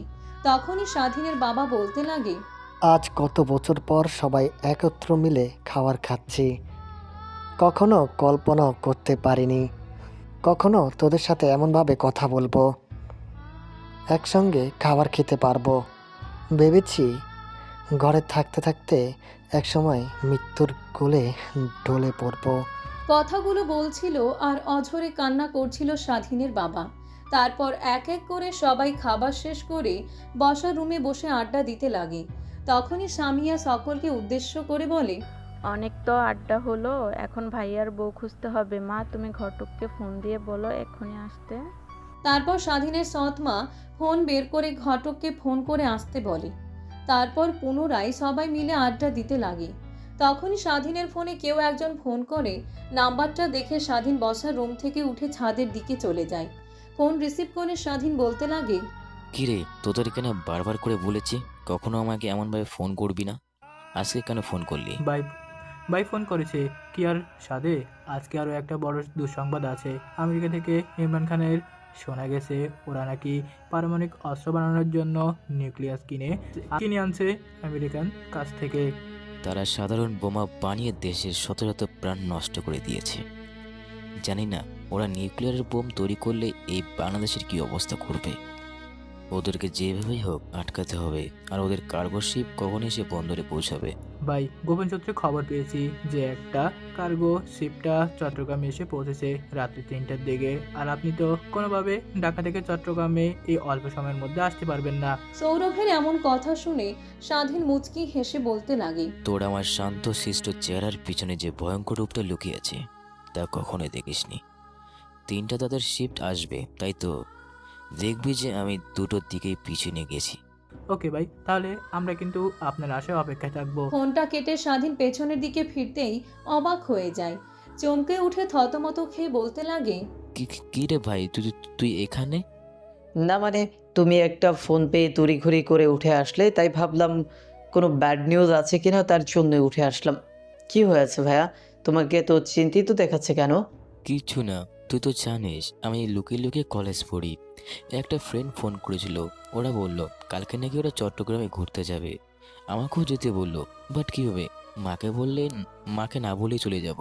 কেন ভাইয়া, কি হয়েছে? তুমি ঘুরতে যেতে পারবে না? আমি মাকে ম্যানেজ করব, তুমি কালকে সকালের দিকে বেরিয়ে পড়ো। না রে ভাই, ওরা আজকে রাতেই 12টার দিকে রওনা দেবে। তো কি হয়েছে, রুমে গিয়ে সব কিছু গুছিয়ে নাও, 12টার দিকে বেরিয়ে যেও। তারপর মুস্তাফিজুরের সঙ্গে আরও কিছু কথা বলে ছাদ থেকে নেমে আসে স্বাধীন আর মুস্তাফিজুর। বসার রুমে এসে দেখে ঘটক এসে বসে আছে, স্বাধীনের মা এক এক করে ছবি দেখছে। তখনই স্বাধীন আর মুস্তাফিজুরকে দেখতে পেয়ে স্বাধীনের মা বলতে লাগে, বাবা দেখ তো এই ছবিগুলোর ভেতরে তোর কোন মেয়েটাকে ভালো লাগে। তারপর মুস্তাফিজুর এক এক করে ছবিগুলো হাতে নিয়ে দেখতে লাগে। হঠাৎ করে একটা ছবি দেখে মুস্তাফিজুর চমকে যায়। ছবিটা ঘটকের দিকে এগিয়ে দিয়ে বলে, আমি এই মেয়েটাকে বিয়ে করব। তারপর ঘটক মুস্তাফিজুরের হাত থেকে ছবিটা নিয়ে দেখে বলে, না বাবা, তুমি এই মেয়েটাকে বাদ দিয়ে এখানে যতগুলো ছবি আছে প্রত্যেকটা মেয়েকে তুমি বিয়ে করতে পারো, বাট এই মেয়েটাকে বাদে। কেন এই মেয়েটা বাদে কেন? না মানে বাবা, এদের পরিবার অনেক খারাপ। এই শহরের নামকরা গুন্ডা মুরগি সালাম এর বোন, ছোট বোন। অবশ্য মেয়েটি অনেক ভালো, ওর সঙ্গে কথা বলে দেখেছি আমি। কিন্তু ওদের পরিবারের সঙ্গে তোমাদের ফ্যামিলি কখনোই মানায় না। আমি ওদের পরিবারের মেয়েকে বিয়ে করব, ওদের পরিবারকে নয়। আর আপনি তো বললেনই মেয়েটা অনেক ভালো। আর ওদের পরিবার যেমন খুশি তেমনই হোক না কেন, তাতে আমার কিচ্ছু যায় আসে না। তখনই মুস্তাফিজুরের মা মুস্তাফিজুরকে উদ্দেশ্য করে বলে, দেখ বাবা, তাই বলে আমাদের লেভেল থেকে অন্য লেভেলের মেয়েকে তুই বিয়ে করবি? যদি বিয়ে করি তাহলে এই মেয়েটাকেই করব। দেখ বাবা, ছোট বাচ্চার মতো জেদ করিস না। অনেক জোরাজুরি করার পরেও মুস্তাফিজুরকে কেউ মানাতে পারে না। স্বাধীন অনেক নিষেধ করে, বাট মুস্তাফিজুর কারো কথা না শুনে বলে যে ওই মেয়েটাকেই বিয়ে করবে সে। মেয়েটির সঙ্গে বিয়ে দিতে তারপর ঘটক মুরগি সালামকে ফোন করে দিয়ে সম্বন্ধের কথা বলে, কারণ এই শহরে স্বাধীনদের ফ্যামিলির অনেক নাম আছে। তারপর ঘটক তাদের সঙ্গে আরও কিছু কথা বলে চলে যায়। ঘটক চলে যেতে সামিয়া বসা থেকে উঠে তার ভাইকে জ্বালানোর জন্য বলে, কি ভাইয়া, ছবিটা দেখে মেয়ের উপর এত ক্রাশ খেয়ে গেলি যে এখন ওকে ছাড়া আর কাউকে বিয়ে করবি না? ছবি দেখে এই অবস্থা, না জানি বিয়ে করে আনলেই কি হবে, আমাদেরকে ভুলে যাবে। দেখো মা, তুমি আমাদের ছেলের ওপর এতটুকু বিশ্বাস আছে যে ও কখনোই আমাদের ভুলবে না। ফাজলামি দুষ্টামি করতে করতে রাত্রি যখন 10টা বেজে যায়, তখন যে যা রুমের দিকে চলে যায়। তারপর সবাই ঘুমিয়ে পড়ে। অন্যদিকে স্বাধীনের চোখে ঘুম নাই। কখন বাড়ির সবাই ঘুমিয়ে পড়বে তখন সে বাসা থেকে বের হবে। হঠাৎ দরজায় কড়া শব্দে স্বাধীনের ধ্যান ভেঙে যায়। দরজা খুলে দেখে মুস্তাফিজুর দরজার সামনে দাঁড়িয়ে আছে। তারপর মুস্তাফিজুরকে উদ্দেশ্য করে স্বাধীন বলতে লাগে, ভাইয়া, তুই না তোর বন্ধুদের সঙ্গে ঘুরতে যাবি, তা এখনো রেডি হসনি? আমি তো আর মেয়েদের মতো না যে মেকআপ করে অনেক সময় লাগবে। ব্যাগপত্র গুছিয়ে রেখেছি, শুধু প্যান্ট আর শার্টটা পরবো। তখনই স্বাধীনের দিকে কিছু টাকা এগিয়ে দিয়ে মুস্তাফিজুর বলতে লাগে, ভাইয়া এই নাও কিছু টাকা, তোমার বন্ধুদের সঙ্গে ঘুরতে যাবে, অবশ্যই তোমার টাকা লাগবে। না রে ভাই, আমার কাছে টাকা আছে, তোর টাকা লাগবে না। আমি জানি তোমার কাছে টাকা আছে কিনা, আমাকে বোঝাতে হবে না। কথাটি বলে স্বাধীনের হাতে টাকাগুলো গুজে দিয়ে সেখান থেকে মুস্তাফিজুর চলে যায়। একটু পর পুরো বাড়ি যখন নিশ্চুপ হয়ে যায়, তখন স্বাধীন চুপি চুপি তার লাগেজ নিয়ে বের হয়ে ড্রাইভারকে ডেকে গাড়ি নিয়ে এয়ারপোর্টের উদ্দেশ্যে রওনা হয়। অন্যদিকে স্বাধীন বাইরের দিকে তাকিয়ে আছে অপলক দৃষ্টিতে। এই শীতের রাতে ফুটপাতের ওপর শুয়ে শুয়ে আছে হাজারো শিশু। কারো মা বাবা আছে, কারো মা বাবা থেকেও নেই। ছেলেগুলোকে মা বাবা এখানে ফেলে চলে যায়। দেখলেই তো মায়া হয়, এদের মা বাবা কিভাবে এখানে ফেলে গেছে। এই শীতে ফুটপাতের উপর দিয়ে শুয়ে থাকা ছেলেগুলোর গায়ে শাল চড়ানো, কারো গায়ে পলিথিন, কারো গায়ে বেগ, আবার কারো গায়ে খালি শুয়ে আছে। চিন্তা করতে করতে এক পর্যায়ে স্বাধীনের গাড়ি এসে এয়ারপোর্টের সামনে ব্রেক করে। তারপর গাড়ি থেকে নেমে ড্রাইভারকে উদ্দেশ্য করে বলে, আঙ্কেল, আপনি এখন বাসায় চলে যান। আর যদি সকালে উঠে মা আমাকে খোঁজে তাহলে বলবেন যে আমি একটা কাজে গ্রামে চলে আসছি।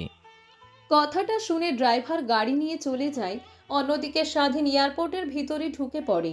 তারপর চট্টগ্রামের উদ্দেশ্যে একটা হেলিকপ্টার ভাড়া করেছে। আপনারা হয়তো অবাক হচ্ছেন, একজন সামান্য ছেলের কাছে এত টাকা আসলো কি করে। গল্পের সাথে থাকুন, ঠিকই বুঝতে পারবেন। এত রাতে এখনও ফ্লাইটও নেই যেটা চট্টগ্রাম যাবে। তার জন্যই পার্সোনাল হেলিকপ্টার ভাড়া করেছে সে। তারপর হেলিকপ্টারে উঠে পড়ে সে। আগে থেকে জানে তার ছেলেপেলেগুলো কোথায় থাকে। হেলিকপ্টার উড়ে চলেছে তার আপন গতিতে। আবছা আলোয় নিচের দিকে রাতের অন্ধকারে থাকা মনোমুগ্ধকর পরিবেশ উপভোগ করছে হেলিকপ্টার জানালা দিয়ে বাইরের দিকে তাকিয়ে। তারপর একটু পর এসে হেলিকপ্টার ল্যান্ড করে তার দেওয়া লোকেশন অনুযায়ী।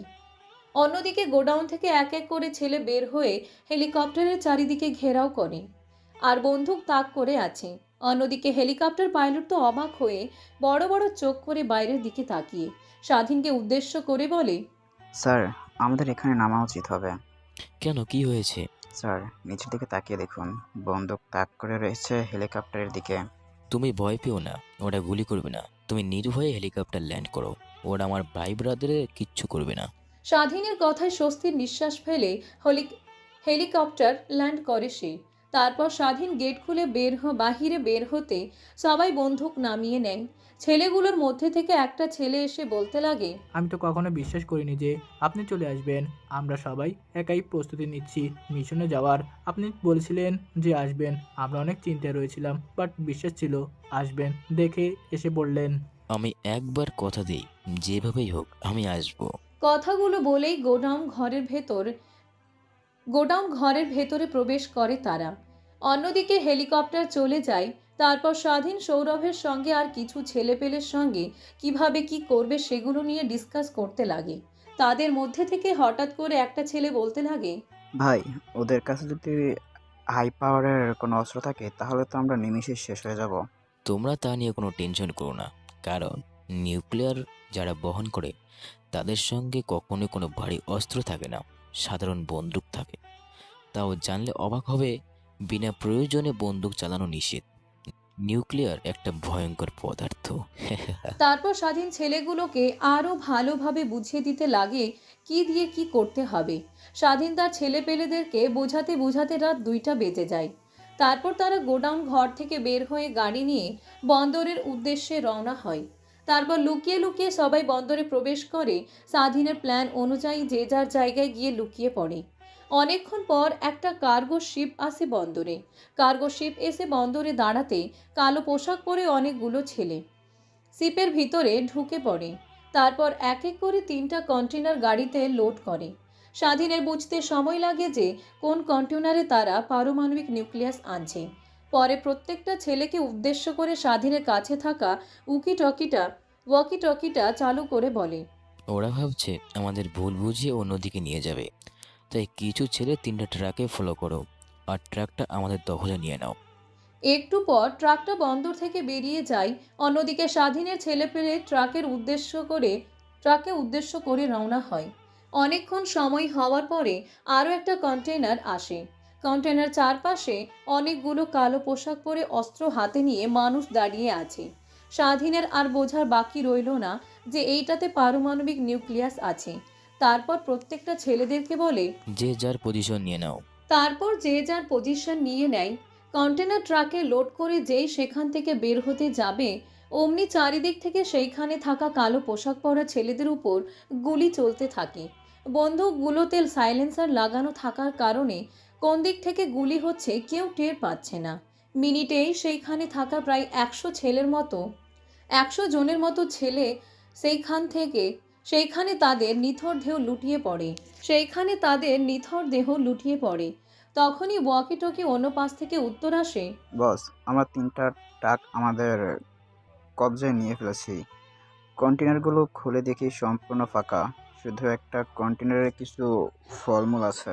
কন্টেনারগুলো আমাদের গেস্ট হাউসের ঘরে নিয়ে আয়, আমি জলদি আসছি। তারপর সবাই এক এক করে যে এই কন্টেনারটাতে নিউক্লিয়াস আছে সেই কন্টেনারের দিকে এগিয়ে যায়। গিয়ে দেখতে পাই সেখানে থাকা ছেলেগুলো কেউ আর বেঁচে নেই, সবাই মরে আছে। তারপর সবাইকে একত্র করে বেঁধে সেখানে রেখে আসে আর একটা চিঠি লিখে তাদের মুখের ভিতর ঢুকিয়ে দিয়ে আসে। তারপর কন্টেইনার ভর্তি নিউক্লিয়ার নিয়ে আরেকটা শিপে তুলে মাঝ সমুদ্রে গিয়ে কন্টেনারটি খুলে সেই নিউক্লিয়াস পারমাণবিকগুলো পানিতে ফেলে দেয়। তারপর পুনরায় তারা বন্দরের দিকে চলে আসে। শিপ থেকে নেমে তারা সবাই তাদের গোডাউন ঘরে চলে যায়। গোডাউন ঘরে গিয়ে সবাই আনন্দে নাচতে লাগে। তারা নিজেরাও জানে না যে দেশের জন্য কতটা উপকার করেছে তারা। তারপর স্বাধীন সকলকে উদ্দেশ্য করে বলে, আমার পক্ষ থেকে তোমাদের পেমেন্ট আজ থেকে প্রত্যেক মাসের ডবল পাবে। কথাটা শুনে অনেক খুশি হয়। তারপরে তাদের সঙ্গে আরও কিছুক্ষণ আড্ডা দিয়ে সেই গোডাউন ঘরে ঘুমিয়ে পড়ে। পরের দিন সকাল। কিরে, তোর ছেলেপেলেদেরকে এত করে ফোন করছি, ফোন রিসিভ করস না কেন ওরা? আর তোকেও সে কখন থেকে ফোন করছি, কিন্তু কোনোভাবে তোর ফোনেও পাচ্ছি না তোকে। পুরো রাতে ঘুমাতে পারিনি চিন্তায়। ভাই, কথাটা বলেই ফোনের এই পাশে থাকা লোকটা কাঁদতে লাগে। কিরে, কান্না করছিস কেন? ভাই, ওরা আপনার মাল সহ আমার ছোট ভাই আর আর আমার সব ছেলেপুলেগুলোকে মেরে ফেলেছে। কি বলছিস তুই? আর কিভাবে হলো? আমি তো এখন পথে বসে যাব, কারণ আমার জীবনে যা উপার্জন ছিল সব দিয়েই আমি এই ডিলটা করেছি। কিন্তু পারমাণবিক নিউক্লিয়াসগুলো ভারতের 7 স্টোরে পার করতে পারলেই আমরা কোটি কোটি টাকা লাভ করতে পারতাম। ভাই, আপনার কোটি কোটি টাকার মালামাল নিয়ে এদিকে যে ওরা আমার ছোট ভাইকে আর আমার সব ছেলেপেলেকে মেরে ফেলেছে, সেদিকে আপনার কোন ভ্রুক্ষেপ নেই? দাঁত কটমটিয়ে ওই পাশ থেকে ইমরান খান বলতে লাগে, আমি যা ভেবেছিলাম 15 তারিখে আসবো, বাট আমি এর আগে আসবো। আমার ছোট ভাইকে ও মেরেছে, আমি কিছু বলিনি, কিন্তু এখন আর ওরা বাঁচতে পারবে না। অন্যদিকে তাদের সব কথোপকথন একজন শুনছিল আর হা হা করে হাসছিল। ইমরান খান, তুই যতই চেষ্টা করিস না কেন আমাদেরকে কখনো ধরতে পারবি না। আর আমরা গোপনে গোপনে তোর সব কিছু ধ্বংস করে ফেলবো। তোকে পথে বসিয়ে দাঁড়ে দাঁড়ে ভিক্ষা না করালে আমাদের শান্তি হবে না। আচ্ছা, তুই সত্যি করে বলবি এত টাকা কই থেকে পাস আমার? তারপর ইমরান খান লোকটির সঙ্গে আরও কিছু কথা বলে ফোন রেখে দেয়। ফোন রেখে দিয়ে ফোন ফ্লোরে ছুঁড়ে মারে, ঠাস করে সোফায় বসে পড়ে। রাগে যেন তার মাথা দিয়ে আগুন বের হচ্ছে। দাঁত কটমট করে আনমনেই বলতে লাগে ইমরান খান, এতদিন মুখে বুঝে ওদের সব কার্যক্রম সহ্য করেছে, কিন্তু আর নয়। আমি পুরো পথে বসে গেছি। তাতে কি হয়েছে? ওদেরকে আমি মেরে তবেই শান্ত হব আমি। তখনই ইমরান খানের সামনে তার মেয়ে এসে বলতে লাগে, বাবা, কি হয়েছে? ফোন এমন আছড়ে মেরেছো কেন? আর এমন রেগে আছো কেন? নিমিষে রাগকে কন্ট্রোল করে ইমরান খান তার মেয়ের দিকে উদ্দেশ্য করে বলতে থাকে, মা, তুমি এসব কিছুই বুঝতে পারবে না। আমি আগামীকাল বাংলাদেশ যাচ্ছি। তুমি কি যাবে আমার সাথে? তা বাবা, আমার বাংলাদেশ ভালো লাগে না। আমেরিকাতেই আমি অনেক ভালো আছি, বন্ধুদের সঙ্গে আড্ডা দিতে পারি, মজ মস্তি করতে পারি। বাট বাংলাদেশে এমনভাবে চলাফেরা করলে দেখো না কেমনভাবে সবাই তাকায় আমার দিকে। আচ্ছা মা, তুই আমেরিকাতেই থাক, আমি বাংলাদেশে যাব। কাজ শেষ করে আবার চলে আসব। হ্যাঁ বাবা, কতদিন লাগতে পারে? তাও তো বলা যাচ্ছে না, বাট আশা করি 15-20 দিনের মধ্যে লাগবে। তাহলে ম্যানেজার আঙ্কেলকে বলে যেও আমাকে টাকা দেওয়ার জন্য। যখন আমার টাকা দরকার হয় ম্যানেজার আঙ্কেলকে বললে যেন ম্যানেজার আঙ্কেল আমাকে দেয়। আচ্ছা মা, ম্যানেজারকে বলে যাব। বলতে লাগে। অন্যদিকে ঘুম থেকে উঠে এক বোতল পানি নিয়ে গোডাউন ঘরের বাইরে এসে বোতল থেকে পানি দিয়ে মুখ ধুতে লাগে স্বাধীন। এক এক করে স্বাধীনের সব ছেলেপেলেগুলো ঘুম থেকে উঠে ফ্রেশ হয়ে নেয়। তারপর স্বাধীন তার পকেট থেকে অনেকগুলো টাকার বান্ডিল বের করে সবাইকে দেয়, আর স্বাধীন সবাইকে উদ্দেশ্য করে বলে, এই নাও টাকা, যে যার বাসায় চলে যাও। আবার যখন ডাকবো তখন চলে এসো। আর হ্যাঁ, এই কন্টেনারে যেগুলো ফলগুলো আছে ওগুলো রাস্তার পাশে পড়ে থাকা ছেলেদেরকে দিয়ে যাও। স্বাধীনের কথা অনুযায়ী সবাই যে যার বাড়িতে যাওয়ার উদ্দেশ্যে রওনা হয়। কন্টেনারে থাকা ফলমূলগুলো রাস্তার পাশে থাকা লোকদের দেয় তারা। তারপরে যে যার বাসায় চলে যায়। শুধু স্বাধীন সৌরভ গোডাউনে ঘরে আছে। তখনই সৌরভ স্বাধীনকে উদ্দেশ্য করে বলে, আমার জানা মতে তো তুই কোনো বিজনেস করিস না যার থেকে তোর টাকা আসবে। আর যে কাজ করে তোর সরকার কেন কোনো লোকে আমাদেরকে সাহায্য করবে না? কারণ যা পাই সবশেষে এগুলো ধ্বংস করে দেয়। সৌরভের মুখ থেকে এমন কথা শুনে স্বাধীন একটু মুচকি হাসে। তারপর সৌরভকে উদ্দেশ্য করে স্বাধীন বলতে লাগে, শোন, তুই আমার সম্পর্কে ভালো করে কিছুই জানিস না। আমার জীবনের 1%ও তুই এখনো জানতে পারিসনি। সময় হোক সব জানতে পারবি। এখন শুধু লক্ষ্য রাখ কিভাবে ইমরান খানকে পথে নামানো যায়, রাস্তার ভিখারি করা যায়, ওকে এই পৃথিবী থেকে চিরতরে শেষ করা যায়। কথাটি বলে স্বাধীন হাসতে লাগে কটূক্তি সুরে। তখনই পুনরায় সৌরভ স্বাধীনকে উদ্দেশ্য করে বলেন, তোকে আর একটা কথা বলতে ভুলে গিয়েছিলাম। ইমরান খানের ফোন আমি ট্যাগ করেছি। ও কখন কার সঙ্গে কথা বলে সব জানতে পারি। ইমরান খান এখনকার যে গ্যাংদের সাথে ভাড়া করেছিল সে গ্যাংয়ের লিডারকে ফোন করেছিল। ও বলল যে খুব তাড়াতাড়ি বাংলাদেশে আসবে, বাট একজাস্ট ডেট বলে নেই। এখন আমার লক্ষ্য রাখতে হবে বাংলাদেশ টু আমেরিকার প্রত্যেকটা ফ্লাইট কখন বাংলাদেশে আসে। সৌরভের এমন কথা শুনে স্বাধীন অনেকটা খুশি হয়। তারপর পকেট থেকে 2টা টাকার বান্ডিল বের করে সৌরভের হাতে দেয়, আর ওকে উদ্দেশ্য করে বলতে লাগে, তুই আমাকে অনেক হেল্প করেছিস। তুই আমার বন্ধু না, ভাই। এই নে সামান্য কিছু টাকা। ইমরান খানকে শেষ করতে পারলে আমি তোকে এর থেকেও খুব বেশি টাকা দেব। তুই শুধু আমার সঙ্গে থাকবি, আর আমি যখন যা বলবো তাই করবি, আর তোর ছেলেদেরকে দিয়ে সেই কাজগুলি করাবি। ওকে, তোকে এই নিয়ে কিছু ভাবতে হবে না। আমার জীবন থাকতে আমি তোর সঙ্গ কখনো বাটপারি করব না। তুই হয়তো জানিস এই লাইনে অনেক বাটপারি হয়, বাট আমি সৌরভ কখনো কারোর সঙ্গে বাটপারি করিনি। আমি জানি তুই আমার সঙ্গে কখনো বাটপারি করবি না। তারপরেও যদি ভয় হয়, যদি তোরই শেষে ডুবে যায়, আর যখন মনে করবি, মনোযোগ দিয়ে চারপাশটা দেখবি, মনোযোগ দিয়ে কাজ করবি, কোনোভাবেই যাতে ওরা যেন টের না পায়, কিংবা তুই আর আমি, তোর ছেলেপোলাগুলো এসব কাজে জড়িত, তাহলে কিন্তু ওরা আমাদের একে একে শেষ করে ফেলবে। ওকে, তোকে এই নিয়ে ভাবতে হবে না। আমি যখন যা করি ভেবেচিন্তেই করব। তারপর সৌরভের সঙ্গে আরও কিছু কথা বলে গোডাউন ঘরের সিকিউরিটির গার্ড অর্থাৎ একটা বড় আঙ্কেল স্বাধীন তার ব্যাগ থেকে আরও একটা টাকার বান্ডিল দিয়ে বলতে লাগে, আঙ্কেল, এ নিন আমার পক্ষ থেকে সামান্য কিছু উপহার। আপনি তো এই গোডাউন ঘরটা দেখে শুনে দায়িত্বে আছেন। যখন আমরা থাকি না তখন দেখাশোনা করেন। একটা জিনিস খেয়াল রাখবেন, কোনোভাবেই যেন এই গোডাউনের ভিতরে অপরিচিত লোক প্রবেশ করতে না পারে। ওকে বাবা, আমি আমার জীবন দিয়ে তোমার এই গোডাউন ঘর হেফাজত করব। আরে জানো বাবা, আজকে আমার টাকাটার অনেক দরকার ছিল। তুমি হয়তো না দিলেও আমি এমনিতেই তোমার কাছে গিয়ে টাকা চাইতাম। মেনু আঙ্কেল, তোমার এত টাকা দরকার কিসের? আসলে বাবা, আমার ছেলে সেমিস্টার ফিস দেওয়ার জন্য কল করেছিল কালকে, বাট আমার কাছে তো টাকা নেই। তাই বলেছি আমি দেখি কোনোভাবে ম্যানেজ করতে পারি নাকি। এই টাকাগুলো দিলেও অনায়াসে 2-3টা পিস দিয়ে দিতে পারবে। বৃদ্ধ মুখ থেকে এমন কথা শুনে স্বাধীনের অনেক খারাপ লাগে। পুনরায় তার ব্যাগ থেকে আরও একটা টাকার বান্ডিল বের করে বুড়োটার হাতে দেয় আর বলতে লাগে, এটা হচ্ছে আমার পক্ষ থেকে তোমার ছেলের জন্য সামান্য গিফট। না বাবা, আমি টাকাগুলো নিতে পারবো না। সরি, আমি আমার কাজের বিনিময়ে অন্য কোনো টাকা নিতে পারবো না বাবা। আমি তো বললাম এটা আমার পক্ষ থেকে তোমার ছেলের জন্য সামান্য একটা গিফট, আর তুমি যদি টাকাগুলো না নাও তাহলে আমি অনেক মন খারাপ করব। স্বাধীনের জোড়াজড়িতে একটা সময় বৃদ্ধ লোকটি স্বাধীনের কাছ থেকে টাকাগুলো নিয়ে নেয়। তারপর স্বাধীন বৃদ্ধ লোকটির সঙ্গে আরও কিছু কথা বলে গোডাউন ঘরে এসে তার ফোন বের করে একজনকে ফোন করে আসতে বলে। ভাই, হঠাৎ করে আমাকে ফোন করলেন যে? আমি আমার গোডাউন ঘরে আছি, তুই জলদি গাড়ি নিয়ে আয়। ওকে ভাই, আপনি 5 মিনিট দাঁড়ান, আমি গাড়ি নিয়ে আসছি।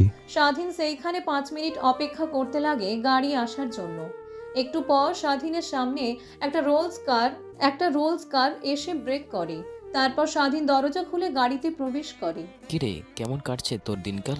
এই তো ভাই, আপনার দোয়ায় অনেক ভালো চলছে। ভালো চললেই ভালো। তারপর স্বাধীন সেই ড্রাইভার ছেলেটির সঙ্গে আরও কিছু কথা বলতে লাগে। আসলে সে সামান্য ড্রাইভার নয়, এই চট্টগ্রামের সব থেকে ধনী এবং রিচ পরিবারের ছেলে। এর জন্যই এক জায়গা থেকে আরেক জায়গা যেতেও সবসময় রুলস সুরাজ কিংবা মার্সিডিজ ব্র্যান্ডের মতো কার ইউজ করে। আপনারা হয়তো অবাক হচ্ছেন, সামান্য একটা ছেলের সঙ্গে এত কোটি কোটি টাকার মালিকের ছেলের কিভাবে সম্পর্ক। গল্পের সাথে থাকুন, ঠিকই জানতে পারবেন। গাড়ি চলছে তার আপন গতিতে। একটু পর গাড়ি এসে ব্রেক করে এয়ারপোর্টের সামনে। তারপর স্বাধীন ছেলেটার সঙ্গে আরও কিছু কথা বলে বিদায় জানিয়ে এয়ারপোর্টের ভেতরে প্রবেশ করে। তারপর পুনরায় একটা ব্যক্তিগত হেলিকপ্টার ভাড়া করে এসে ঢাকার উদ্দেশ্যে রওনা হয়। কালকের মতো আজকে আর রাতে এসে ঢাকায় যাচ্ছে না, দিনের বেলা ঢাকা যাচ্ছে। হেলিকপ্টার থেকে নিচের দিকে তাকালে অনেক সুন্দর পরিবেশ, অনেক সুন্দর সুন্দর গাছপালা। মহান কবি কোনো রাজ্যে ভরেছে ধন্যে পুষ্প ভরা আমাদের এই বসুন্ধরা। কেন বলেছে এখন হাড়ে হাড়ে বুঝতে পারছে স্বাধীন। এভাবেই প্রায় 1 ঘন্টা পার হয়ে যায়। হযরত শাহজালালের আন্তর্জাতিক বিমানবন্দরে এসে হেলিকপ্টার ল্যান্ড করে। তারপর হেলিকপ্টার থেকে বের হয়ে তাদের বাসের ড্রাইভার আঙ্কেলকে ফোন করে বলতে লাগে, আঙ্কেল, এখন আপনি কোথায় আছেন? বাবা, তুমি কোথায় আছো? মেম সাহেব অনেক রেগে আছে তোমার উপর। তুমি ওকে বলে কোথাও যাওনি, আর আমাকে জিজ্ঞাসা করেছিল তোমাকে দেখেছি কিনা। আমি না করে দিয়েছি। অনেক ভালো কাজ করেছেন, এখন এয়ারপোর্টে চলে আসেন, আমি আপনার জন্যই অপেক্ষা করছি। ওকে বাবা। তারপর স্বাধীন এয়ারপোর্টের ভিতর বসে থাকে। একটু পর স্বাধীনের গাড়ি আসাতে এয়ারপোর্ট থেকে বের হয়ে গাড়িতে বসে তারপরে গাড়িতে করে সোজা বাসায় চলে আসে। দরজাতে নক করতে কাজের মেয়ে এসে দরজা খুলে দেয়। তারপর স্বাধীন চুপি চুপি রুমে চলে যায়। তার গায়ে থাকা জামা কাপড়গুলো খুলে পুরাতন আর সে যে জামা কাপড়গুলো পরে সেগুলো পরে নেয়। তারপর সোজা ওয়াশরুমে গিয়ে ফ্রেশ হয়ে আসে বাইরে। তারপরে বাসার নিচে এসে রান্নার কাজে হাত দেয়। কাজের মেয়ে রান্না করছে। হঠাৎ কিচেন রুমে স্বাধীনকে দেখতে পেয়ে কাজের মেয়ে বলতে লাগে, স্যার, আপনার তো এইখানে আসা নিষেধ আছে। বড় স্যারের কড়া নির্দেশ, সে সকল কাজের মেয়েগুলোকে বইলে আছে আপনারে কোনোভাবেই যেন আর কোনো কাজ করতে না দেওয়া হয়। আর আপনি কই গেছিলেন? মেম সাহেব সেই সকাল থেকে আপনাকে খুঁজছে। এই একটু বাইরে গিয়েছিলাম। আর তুমি এখন সরো, বাবা না বলে রান্না ছাড়ো। আর মা আর বোন কারো হাতে রান্না খেতে পারে না, আমি ভালো করেই জানি। ওনার উপর দিয়ে যতই আমাকে বকাবকি করুক, কিন্তু ওনারা আমাকে অনেক ভালোবাসে। না স্যার, আপনাকে কোনোভাবেই কিচেন রুমে ঢুকতে দেয়া যাইব না। আপনি জানতো এখান থেকে, আমাদেরকে রান্না করতে দেন। তারপর স্বাধীন অনেকভাবে কাজের মেয়েগুলোকে বোঝাতে লাগে, বাট কাজের মেয়েরা নাছোড় বান্দা, স্বাধীনের কোনো কথা শোনে না। সবশেষে কাজের মেয়ের কথা স্বাধীন হাল ছেড়ে সেখান থেকে চলে যায়। সোজা তার রুমে চলে যায়। তারপর ফোন বের করে নিউজ পেতে ঘোরাঘুরি করছিল। হঠাৎ একটা খবর দেখতে তার চোখ আটকে যায়। খবরটা ছিল ঠিক এরকম, রাত্রিকে বন্দরে দিয়ে চোরাচালানি হওয়ার সময় 2 পক্ষের গোলাগুলিতে প্রায় নিহত হয় 100 জন গ্যাংস্টার ছেলেরা। তাদের কে বা কোন গ্যাং মেরেছে সে নিয়ে তদন্ত করা হচ্ছে। নিউক্লিয়াস বোমা তৈরি করার জন্য বাংলাদেশে ছিল অনেকগুলো পরমাণু নিউক, তা নিয়ে তাদের 2 পক্ষের অনেক গোলাগুলি হয়, তখনই তারা নিহত হয়। এমন খবর শুনতে পেয়ে স্বাধীন একটু মুচকি হাসে। মনে মনে ভাবতে লাগে, না, আমি বাংলাদেশের মানুষদের যা বোঝাতে চাইছিলাম তাই বুঝিয়েছে যারা। এরা ছিল বাংলার শত্রু, রাসেলের শত্রু। এরা ছিল বাংলাদেশের মানুষের শত্রু, তাই এদেরকে মেরে আমি ঠিকই কাজই করেছি। তারপর নিউজ পেটের আর একটু নিচে যেতেই মানুষের কমেন্টগুলো দেখতে লাগে স্বাধীন। কমেন্টগুলো দিয়েও ঠিক এইরকম, যে বা যারা এদেরকে মেরেছে তাদের অনেক অনেক ধন্যবাদ। না জানি এরা আবার পারমাণবিক নিয়ে গিয়ে পারমাণবিক বোমা তৈরি করে বাংলাদেশের মানুষের উপরে আবার না ক্ষেপণ করে। যারা মেরেছে তাদেরকে অনেক ধন্যবাদ। এমনও হাজারো কমেন্ট দেখতে পাই স্বাধীন। ভালো খারাপ উভয় কমেন্টে আছে সেখানে, কমেন্ট আছে সেইখানে।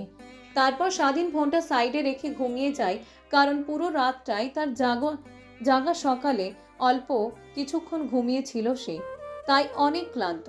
ঘুম ভাঙে বিকেলের দিকে। তারপর স্বাধীন ওয়াশরুমে গিয়ে ফ্রেশ হয়ে বসার রুমে এসে দেখে স্বাধীনের মা বাবা ছোট বোন তিনজনে মিলে টিভি দেখছে। এমন দৃশ্য দেখে নিমিষে স্বাধীনে অনেক ভালো লাগে। আরাম মনে ভাবতে লাগে, না জানি এমন দৃশ্য আর কখনো দেখতে পারবো কিনা, কখনো কল্পনাও করতে পারিনি। আল্লাহর হাজার হাজার টিপস যে আমার বাবাকে সুস্থ করে তুলেছেন। আনমনে ভাবতে লাগে। তারপর সেইখানে আর না দাঁড়িয়ে স্বাধীন তার মা বাবা ছোট বোনের কাছে গিয়ে বসে একসঙ্গে টিভি দেখতে লাগে। তখনই পাশ থেকে স্বাধীনের সৎ মা স্বাধীনকে উদ্দেশ্য করে বলে, কিরে বাবা, কই গিয়েছিলে তুই? আজকে পুরো দিনটা তোকে বাসায় দেখলাম না যে। স্বাধীন তার সৎ মায়ের মুখ থেকে এমন কথা শুনে অবাকের অষ্টম পর্যায়ে পৌঁছে যায়। যেখানে কিনা তার সৎ মা কখনো কুত্তার বাচ্চা খারাপ ভাষায় গালি ছাড়া কখনো কথা বলেনি, সেখানে আজকে কিনা বাপ ছেলে ডাকছে, বাপ বলে ডাকছে। কথাগুলো ভেবে স্বাধীনের চোখ দিয়ে অশ্রু বের হতে লাগে। স্বাধীনের সৎ মা সোফা থেকে উঠে স্বাধীনের পা ধরতে যাবে, অমনি স্বাধীন তার সৎ মার হাত ধরে বলতে লাগে, মা তুমি কি করছো? বাবারে, তোর ওপর আমি অনেক অন্যায় অত্যাচার করেছি, প্লিজ আমাকে মাফ করে দে। আমি কখনো ভাবতেও পারিনি যে তোকে এত অত্যাচার করার পর তুই এখানে থাকবি।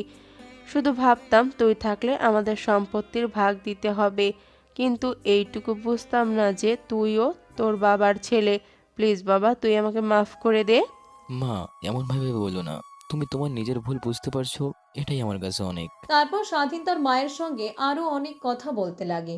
তখনই বাসার ভেতর প্রবেশ করে স্বাধীনের ছোট ভাই মুস্তাফিজুর। বাসার ভিতরে প্রবেশ করে মুস্তাফিজুর তার মাকে উদ্দেশ্য করে বলে, মা, কালকে যে মেয়েটাকে দেখলাম, তুমি কি গিয়ে ওর ভাইয়ের সঙ্গে কথা বলেছ? মুস্তাফিজুরের এমন কথা শুনে সবাই অবাক হয়ে যায়। কেউ ভাবতেও পারেনি যে মুস্তাফিজুর বাইরে থেকে এসে এমন কথা বলবে তার মাকে উদ্দেশ্য করে। তখনই পাশ থেকে সামিয়া বলতে লাগে, মা, ভাইয়া বুঝি বিয়ের জন্য মরিয়া হয়ে উঠে পড়েছে? বলো বলো, ওই মেয়েটির ভাইয়ার সঙ্গে কি কথা বললে? ভাইয়াকেও বলো। আরে তুই চুপ কর, তুই এত কথা বলিস না, কিছুদিন পর তোকে ওই বাড়ি থেকে তাড়িয়ে দেব। মায়ের মুখ থেকে এমন কথা শুনে নিমিষেই সামিয়ার হাসি মাখা মুখ চুপসে যায়। তারপর পুনরায় মুস্তাফিজুরকে উদ্দেশ্য করে তার মা বলতে লাগে, বাবা শোন, ওই মেয়েটির ভাইয়ের সঙ্গে আমার কথা হয়েছে, আর বলেছে আগামীকাল তাদের বাড়িতে যেতে তার বোনকে দেখার জন্য। আর তুই এমন পাগল হয়েছিস কেন বিয়ে করার জন্য? আগে তো রুমে গিয়ে ফ্রেশ হয়তো আয়। কেউ তো আর অফিসের কাছে দেখাশোনা করে না, মাঝে মাঝে তুমি শুধু গিয়ে অফিসের সব হিসাব দেখো। আর এত বড় অফিস প্লাস কলেজ দুটোই সামলাতে হয় আমাকে। ভেবে দেখেছো মাথার উপর দিয়ে কতটা প্রেশার যায় আমার? তাই আজকে সব ফাইল নিয়ে এসেছি বাসায়, ভাইয়াকে দিয়ে করিয়ে নিব। মুস্তাফিজুরের মুখ থেকে এমন কথা শুনে মুস্তাফিজুরের মা বড় বড় দৃষ্টিতে স্বাধীনের দিকে তাকায়। তখনই মুস্তাফিজুরকে উদ্দেশ্য করে বলে, কেন বাবা, স্বাধীন কি তোর ফাইল বুঝে? আমার জানা মতে তো ও মাত্র ক্লাস 8 পর্যন্ত পড়াশোনা করেছে। তুমি তো ওকে পড়তে দাওনি, বাট ভাইয়া লুকিয়ে লুকিয়ে পড়েছে, আর এখন ভাইয়া বিজনেসের ওপর গ্র্যাজুয়েশন করছে। মুস্তাফিজুরের এমন কথা শুনে সবাই ভ্যাবা চ্যাকা খেয়ে যায়। কথাটা বলেই মুস্তাফিজুর সোজা তার রুমে চলে যায়।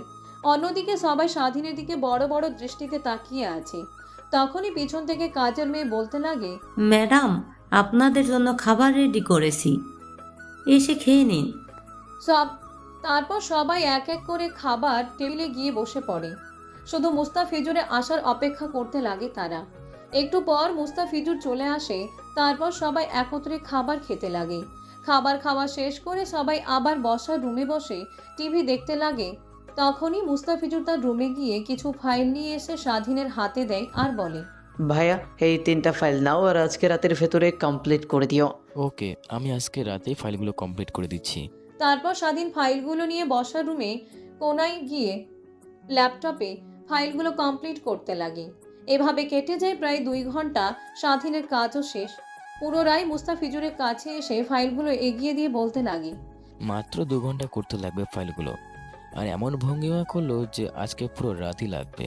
মুস্তাফিজুর পিছন থেকে স্বাধীনকে উদ্দেশ্য করে বলে, আমি কি তোমার মতো এত বড় গ্র্যাজুয়েশন কমপ্লিট করেছি যে আমার মাত্র 2 ঘন্টার ভেতরে ফাইল হয়ে যাবে? মুস্তাফিজুর আর স্বাধীনের খুনসুটি দেখছে সবাই। এভাবে রাত্রি যখন 11টায় বেজে যায় তখন সবাই যে যার রুমে গিয়ে ঘুমিয়ে পড়ে। পরের দিন সকালে স্বাধীনের ঘুম ভাঙে আজানের শব্দে। তারপর ঘুম থেকে উঠে ওয়াশরুমে গিয়ে ফ্রেশ হয়ে উজু করে মসজিদে যাওয়ার উদ্দেশ্যে বাসা থেকে বের হয়। তারপর মসজিদে গিয়ে নামাজ পড়ে সকালের মনোমুগ্ধকর পরিবেশ উপভোগ করার জন্য রাস্তা দিয়ে হাঁটছিল। অনেকক্ষণ ধরে হাঁটাহাঁটি করে বাসার উদ্দেশ্যে রওনা হয় স্বাধীন। বাসায় গিয়ে দরজায় নক করতে স্বাধীনের সৎমা এসে দরজা খুলে দেয়। তখনই স্বাধীনকে উদ্দেশ্য করে বলে, কিরে বাবা, কই গিয়েছিলে এত সকালে? স্বাধীন তার মায়ের মুখ থেকে এমন কথা শুনে অনেক খুশি হয়। তার মনে নেই কতদিন আগে তাকে এইভাবে ডেকেছিল। কথাগুলো ভাবতে স্বাধীনের চোখ বেয়ে পানি বের হতে লাগে। তখনই স্বাধীনের সৎমা স্বাধীনকে উদ্দেশ্য করে বলে, পাগল ছেলে, কান্না করছিস কেন? না, এমনি চোখে কি যেন পড়েছে। তারপর স্বাধীন বসা রুমে গিয়ে বসে টিভিতে খবর দেখছিল। তখনই স্বাধীনের সৎমা স্বাধীনের কাছে এসে বলতে লাগে, যা বাবা, তোর রুমে গিয়ে ফ্রেশ হয়ে নে। তোর ভাইয়ের যে বাসায় বিয়ে ঠিক হয়েছে আমরা সেখানেই যাব। তারপর স্বাধীন তার রুমে গিয়ে ফ্রেশ হয়ে পরিপাটি হয়ে নেয়। তারপরে নিচে নেমে এসে সবাই খাবার টেবিলে তার জন্য অপেক্ষা করছে। তারপরে নিচে এসে দেখে সবাই খাবার টেবিলে তার জন্য অপেক্ষা করছে। তারপর স্বাধীন খাবার টেবিলে গিয়ে বসে খাবার খেতে লাগে। তখনই পাশ থেকে সামিয়া হাসি মাখা কণ্ঠে স্বাধীনকে উদ্দেশ্য করে বলে, ভাইয়া আমি তো কনফিউজড। তোর বিয়ে নাকি মুস্তাফিজুর ভাইয়ের বিয়ে? আমি কিছুই বুঝতে পারছি না। কেন, আমার বিয়ে হতে যাবে কেন? মোস্তাফিজুরের বিয়ে? না মানে এমন করে সেজে এসেছিস তার জন্য বললাম। সামিয়ার মুখ থেকে এমন কথা শুনে সবাই হাঁ করে হাসতে লাগলো। একটু পর খাওয়া দাওয়া শেষ হলে বসে কিছুক্ষণ সবাই আড্ডা দেওয়ার পর যখন 11টা বেজে যায় তখন গাড়ি নিয়ে রওনা হয় মুস্তাফিজুর যে বাড়িতে বিয়ে করবে সে বাড়ির উদ্দেশ্যে। গাড়ি চলছে তার আপন গতিতে। একটু পর গিয়ে গাড়ি ব্রেক করে মুস্তাফিজুর যে বাড়িতে বিয়ে করবে সেই বাড়ির সামনে। তারপর গাড়ি থেকে নেমে এক এক করে সবাই গাড়ির ভিতরে প্রবেশ করে। বাড়িটা দেখতে অনেক সুন্দর। বাড়ির সামনে দিয়ে সোজা রাস্তা দুটা সাইডে। বাড়িটা দেখতে অনেক সুন্দর। বাড়ির সামনে দিয়ে সোজা রাস্তা, 2 সাইডে অনেকগুলো ফুলের গাছ লাগানো। এ যেন এক মনোমুগ্ধকর পরিবেশ। আরেকটু এগোতে সবাই অবাক হয়ে যায়, কারণ দেখতে পাই অনেকগুলো বডি বিল্ডার ব্যায়াম করছে আর তাদের সঙ্গে একটা মেয়ে মারামারি করছে। স্বাধীন সহ সবাই হাঁ হয়ে তাকিয়ে আছে মেয়েটির মারামারি দেখে। হঠাৎ মেয়েটির চেহারা দেখে স্বাধীন চিনতে পারে সেই দিনের ওই মেয়েটা। স্বাধীন সেদিকে কোনো ভ্রুক্ষেপ না জানিয়ে সোজা দরজার সামনে গিয়ে কলিং বেল বাজায়। একটু পর দরজা খুলে দেয় সেই বাসায় থাকা একটা কাজের মেয়ে। তারপর বাসার ভিতরে এক এক করে প্রবেশ করে সবাই। তারপর বসার রুমে গিয়ে বসে পড়ে। একটু পর এক এক করে মেয়ের মা বাবা এসে তাদের সঙ্গে কুশল বিনিময় করতে লাগে। তখনই তাদের সামনে একটা লোক এসে দাঁড়িয়ে স্বাধীনকে উদ্দেশ্য করে বলে, আরে ভাই আপনি এখানে? কথাটা শুনে স্বাধীন লোকটার দিকে তাকিয়ে আছে, বোঝার চেষ্টা করছে আদেও লোকটাকে চেনে কিনা। অনেকক্ষণ তাকিয়ে থাকার পরও স্বাধীন চিনতে পারছে না লোকটাকে। আবারও গলা কাটা সালাম স্বাধীনকে উদ্দেশ্য করে বলে, আরে ভাই আপনি আমাকে চিনছেন না? আমি সালাম, সবাই মুরগি সালাম বলেছেন। আপনার যে কোম্পানিটা আছে না ঢাকা শহরে, সেই কোম্পানি আমি দেখাশোনা করছি ঢাকা শহরের সব বড় বড় মস্তানদের হাত থেকে। আবারও লোকটা সালাম স্বাধীনকে উদ্দেশ্য করে বলে। স্বাধীন এমন কথা শুনে লোকটিকে উদ্দেশ্য করে কি বলবে কিছুই বুঝে উঠতে পারছে না। তখনই স্বাধীন মুরগি সালামকে চোখ দিয়ে চুপ করতে বলে মুরগি সালাম স্বাধীন ইশারা বুঝতে পেরে চুপ হয়ে যায়। পরক্ষণে নিজেকে সামলে নিয়ে বলতে লাগে, ও আমার দেখার ভুল, আমি ভেবেছি অন্য কেউ, সরি। বাই দ্য ওয়ে আমি হচ্ছে শারমিনের ভাই। বড় ভাই। তারপরে এক এক করে সবাই পরিচিত হতে লাগে। তারপর তারা অনেকক্ষণ কথা বলতে লাগে একে অপরের সঙ্গে। একটু পর সেইখানে শারমিনকে নিয়ে আসা হয় সেজে গুজে। অন্যদিকে শারমিন তো এখানে মুস্তাফিজুরকে দেখে অবাক হয়ে যায়। পরক্ষণে নিজেকে সামলে নিয়ে সবাইকে চা দিতে লাগে। তখনই মুস্তাফিজুরের বাবা শারমিনের চায়ের অনেক প্রশংসা করতে লাগে। তারপর সবাই মিলে অনেকক্ষণ ধরে কথা বলতে লাগে। হঠাৎ মুস্তাফিজুরের বাবা সবাইকে উদ্দেশ্য করে বলে, এখানে শুধু আমাদের কথা বললে তো হবে না, ছেলে মেয়ের মত আছে। আমি বলি কি একটু পার্সোনাল কথা বলতে পাঠানো হোক। হ্যাঁ, আমিও তাই বলি।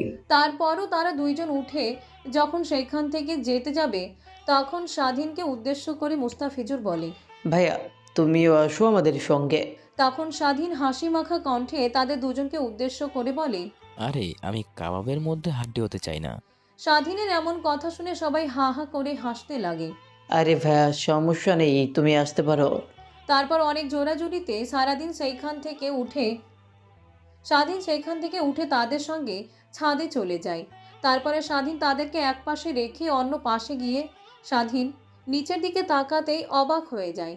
কারণ দেখা যায় সেই মেয়েটা সেইখানে থাকা বডি বিল্ডারদের সঙ্গে মারামারি করছে, কিন্তু মেয়েটার সঙ্গে কেউ পেরে উঠতে পারছে না। হঠাৎ করে মেয়েটি ছাদের দিকে তাকাতে স্বাধীনের সঙ্গে মেয়েটির চোখাচোখি হয়। তারপর স্বাধীনকে উদ্দেশ্য করে মেয়েটির হাত দিয়ে কিছু একটা ইঙ্গিত করলে স্বাধীন ওই দিক থেকে চোখ ফিরিয়ে অন্যদিকে তাকিয়ে থাকে। অন্যদিকে মুস্তাফিজুর আর শারমিন একে অন্যের সাথে কথা বলছে। অনেক তো সুখে ছিলাম এতদিন, হঠাৎ করে কাল বৈশাখী ঝড়ের মতো আমার জীবনে আবার ব্যাক করলে কেন? শারমিনের এমন কথা শুনে মুস্তাফিজুর স্বস্তির একটা নিঃশ্বাস ফেলে বলতে লাগে, আমাকে কি ক্ষমা করে দিয়ে দ্বিতীয়বার আমার হাতটা ধরা যায় না? না, সেই দিনটার কথা আজও আমার মনে আছে। তুমি কিভাবে আমার চরিত্র নিয়ে বাজে কথা বলেছিলে, সেদিনের কথা আমি আজও ভুলতে পারিনি। মাঝে মাঝে স্বপ্নে সেগুলোর কথা ভাবতেই আমি অবাক হয়ে যাই। শারমিনের কথা শুনে মুস্তাফিজুর কি করবে তা বুঝতে না পেরে হাতটি ধরে বলতে লাগে, প্লিজ তুমি আমাকে দ্বিতীয়বারের মতো সুযোগ দাও। আমি অন্য একটা মেয়ের জন্য তোমাকে ভুল ভেবেছিলাম, প্লিজ আমাকে ক্ষমা করে দাও। ক্ষমা চেয়ে আর কি হবে, যা হবার তা তো হয়েই গেছে। আমি বলি কি, আমাদের সম্পর্কটা এখানে সীমাবদ্ধ থাক। ঘটক যখন তোমার ছবি দেখাইছিল তখন আমি অবাক হয়ে যাই। আমি চেয়েছিলাম অন্য কারো হাত ধরে নতুন করে নিজের জীবন পরিবর্তন করে নেব, কিন্তু জানি না তোমার সঙ্গে দ্বিতীয়বার আবার দেখা হবে।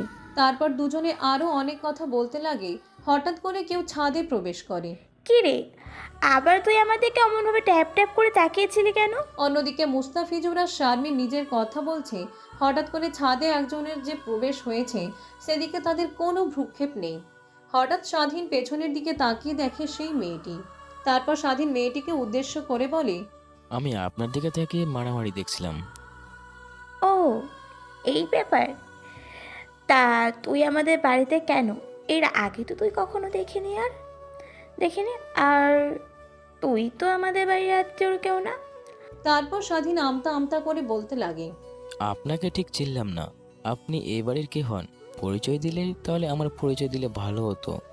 স্বাধীনের এমন কথা শুনে পপি রেগে গিয়ে স্বাধীনের কাছে চলে গিয়ে কলার ধরে বলতে লাগে, আমার বাসায় এসে আবার আমাকেই বলছিস আমি কে? এই বাসার দ্বিতীয় নম্বর মেয়ে। তখন স্বাধীন আমতা আমতা করে পপিকে উদ্দেশ্য করে বলে, না মানে শারমিন কি আপনার ছোট বোন হয়? তারপর পপি মাথা দিয়ে হ্যাঁ বোঝাই হয়। পুনরায় স্বাধীন পপিকে উদ্দেশ্য করে বলতে লাগে, ও, আর আমার ছোট ভাইয়ের সঙ্গে আপনার বোনের বিয়ে ঠিক হয়েছে। তখনই পপি হাসি মাখা কণ্ঠে স্বাধীনকে উদ্দেশ্য করে পুনরায় প্রশ্ন করে, তাই ছোট বোনের জামাইয়ের বড় ভাই কি বিয়ে করছে? স্বাধীন মাথা দিয়ে না বোঝায়, তা বড় ভাইকে রেখে ছোট ভাই বিয়ে করছে। সমাজের সামনে মুখ দেখাতে পারবেন তো? সবাই তো আপনার পুরুষত্ব নিয়ে কথা বলবে। কথাটি বলে হা হা করে হাসতে লাগে পপি। স্বাধীন নিশ্চুপ দর্শকের মতো পপির হাসি মাখা মুখটা দেখছে। পুনরায় স্বাধীন পপিকে উদ্দেশ্য করে বলে, তো বড় বোনকে থুয়ে ছোট বোনের বিয়ে হচ্ছে, সবাই তো আপনার দিকে খারাপ আঙ্গুল দিয়ে কথা বলবে। স্বাধীনের এমন কথা শুনে নিমিষেই পপির মুখ চুপসে যায়। পুনরায় পপি তার মুখে হাসি ফুটিয়ে বলতে লাগে, এর আগে অনেকবার বিয়ে ঠিক হয়েছে, কিন্তু কাউকে আমার এমন একটা পছন্দ হয়নি। আবার আমাকে দেখেও কারো পছন্দ হয়নি। কারণ দেখছেন না, আমার চলাফেরা পুরোটাই ছেলেদের মতো, তাই দেখে আমাকে আর কেউ পছন্দ করেনি। হ্যাঁ, ঠিকই বলেছেন। আপনাকে বিয়ে করে কোনো ছেলে তার নিজের কেরিয়ার নষ্ট করবে না। কিছু কি বললি তুই? কথাগুলো ধীরে ধীরে বলছিল স্বাধীন, বাট পপির কানে অল্প কিছু হলেও পৌঁছেছে। এর জন্যই স্বাধীনের দিকে রাগী দৃষ্টিতে তাকিয়ে আছে। তারপর পপি সেইখানে আর না দাঁড়িয়ে থেকে পুনরায় বাসার নিচে চলে যায়। অন্যদিকে মুস্তাফিজুর আর শারমিন অনেকক্ষণ ধরে তারা দুজনে কথা বলতে লাগে। বুঝতে পেরেছে শারমিন বোঝানোর চেষ্টা করছে, বাট শারমিন নারাজ। মুস্তাফিজুরকে উদ্দেশ্য করে বলে, না, কোনোভাবেই আর তোমাকে বিশ্বাস করব না। কথাটা বলে শারমিন সোজা নিচে চলে যায়। অন্যদিকে মুস্তাফিজুর জোর করে এখানে দাঁড়িয়ে থেকে অঝরে কান্না করছে। মুস্তাফিজুর সেখানে দাঁড়িয়েছিল। হঠাৎ মুস্তাফিজুরকে এমনভাবে দাঁড়িয়ে থাকতে দেখে স্বাধীন পিছন থেকে ডাক দেয়, কিন্তু মুস্তাফিজুরের কোনো সারা শব্দ শুনতে পায় না। তারপর মুস্তাফিজুরের কাছে গিয়ে স্বাধীন মুস্তাফিজুরকে ঘুরিয়ে দেখে তার চোখে পানি। স্বাধীন তার ভাইয়ের চোখে পানি দেখে অবাক হয়ে যায়। মুস্তাফিজুরকে উদ্দেশ্য করে প্রশ্ন করে স্বাধীন, কি ভাই, তোর কি হয়েছে? কান্না করছিস কেন? তারপর মুস্তাফিজুর স্বাধীনকে শুরু থেকে শেষ পর্যন্ত বলে। তারপর স্বাধীন মুস্তাফিজুরকে নানাভাবে বোঝানোর চেষ্টা করে। একটু পর চোখ মুছে মুস্তাফিজুর আর স্বাধীন বাসার নিচে বসা রুমে গিয়ে বসে পড়ে। মুস্তাফিজুর আর স্বাধীন আসাতে মুস্তাফিজুরের বাবা মুস্তাফিজুরকে উদ্দেশ্য করে বলে, কি রে, দুজন তো অনেকক্ষণ ধরে কথা বললি, তোর কি মত? তোমরা যা ভালো বোঝো তাই করো, আমার বিয়েতে অমত নেই। মুস্তাফিজুরের কথা শুনে সবাই অনেক খুশি হয়। তারপর শারমিনের বাবা শারমিনকে উদ্দেশ্য করে বলে, না বাবা, আমার কোনো আমত নেই, তোমরা যা ভালো মনে করো তাই করো। সবাই শারমিনের এমন কথা শুনে অনেক খুশি হয়। মুস্তাফিজুর তো অবাক হয়ে শারমিনের দিকে তাকিয়ে আছে। মুস্তাফিজুরকে তার দিকে এমনভাবে তাকিয়ে থাকতে দেখে শারমিন একটু মুচকি হাসি দেয়। মুস্তাফিজুরেরও অনেকটা খুশি হয়। তারপর বিয়ের ডেট ফাইনাল করে তারা। তারপর আংটি বদল করে অনেকক্ষণ কথা বলে খাওয়া দাওয়া করতে লাগে। তখনই পপির বাবা সকলকে উদ্দেশ্য করে বলে, এই খাবারগুলো কি আমার মেয়ে শারমিন রান্না করেছে? খেয়ে বলুন কেমন হয়েছে। তখনই স্বাধীনের বাবা বলতে লাগে, অনেক সুন্দর হয়েছে, বিয়ের পর এত সুন্দর সুন্দর রান্না খেতে পারবো। তারপর খাওয়া দাওয়া শেষ করে আরও কিছুক্ষণ কথা বলে স্বাধীনরা সবাই বাসার উদ্দেশ্যে রওনা দেয়। গাড়ি চলছে তার আপন গতিতে। হঠাৎ সবাইকে চমকে দিয়ে সামিয়া স্বাধীনকে উদ্দেশ্য করে বলে, কিরে ভাই, তুই বিয়ে করবি না? ছোট ভাই বিয়ে করছে, বড় ভাই অবিবাহিত, ভাবতেও কেমন অবাক লাগে, তাই না? ছোট বোনের এমন কথা শুনে কি প্রশ্নে উত্তর দেবে কিছুই বুঝতে পারছে না স্বাধীন। তখনই স্বাধীনের বাবা বলতে লাগে, ছোট ভাই আর বড় ভাই দুজনকে একসাথে বিয়ে দিব। কথাটা শুনে সবাই হাসতে লাগে, কিন্তু স্বাধীনের আর মুস্তাফিজুর দুজনে অবাক হয়ে আছে। ওদেরকে ওইভাবে তাকিয়ে থাকতে দেখে মুস্তাফিজুরের বাবা বলে, আরে এমনিতে বললাম। এমন হাসি ঠাট্টা ফাজলামো করতে করতেই একটা পর্যায়ে তারা বাসায় চলে আসে। বাসায় আসতে আসতে অনেকটা রাত হয়ে যাওয়ায় যে যার রুমে গিয়ে ঘুমিয়ে পড়ে। অন্যদিকে মুস্তাফিজুরের ভিতর চোখে কোনো ঘুম নেই, বারবার টেনশনের ছায়া। কেবল হঠাৎ করে আমাকে না বলে আবার পুনরায় হ্যাঁ বলল। টেনশনের ছায়া, কেন হঠাৎ করে আমাকে না বলে আবার পুনরায় হ্যাঁ বলল। তখনই মুস্তাফিজুরের ফোনে একটা রং নাম্বার থেকে কল আসে। মুস্তাফিজুর বারবার ফোনটা কেটে দেওয়ার পরেও মনে হয় আবার তার ফোন আছে। এবার ফোনটা রিসিভ করে সে বলতে লাগে, কে এত রাতে ফোন করেছে? ফোন কেটে দেওয়ার পরেও বিরক্ত করছেন। আরে আমি শারমিন। হঠাৎ এমন নাম শুনতে পেয়ে মুস্তাফিজুরে অনেকটা অবাক হয়ে যায়। তুমি? অবাক হয়ে তারপর দুইজনে মিলে রাতভর কথা বলতে লাগে।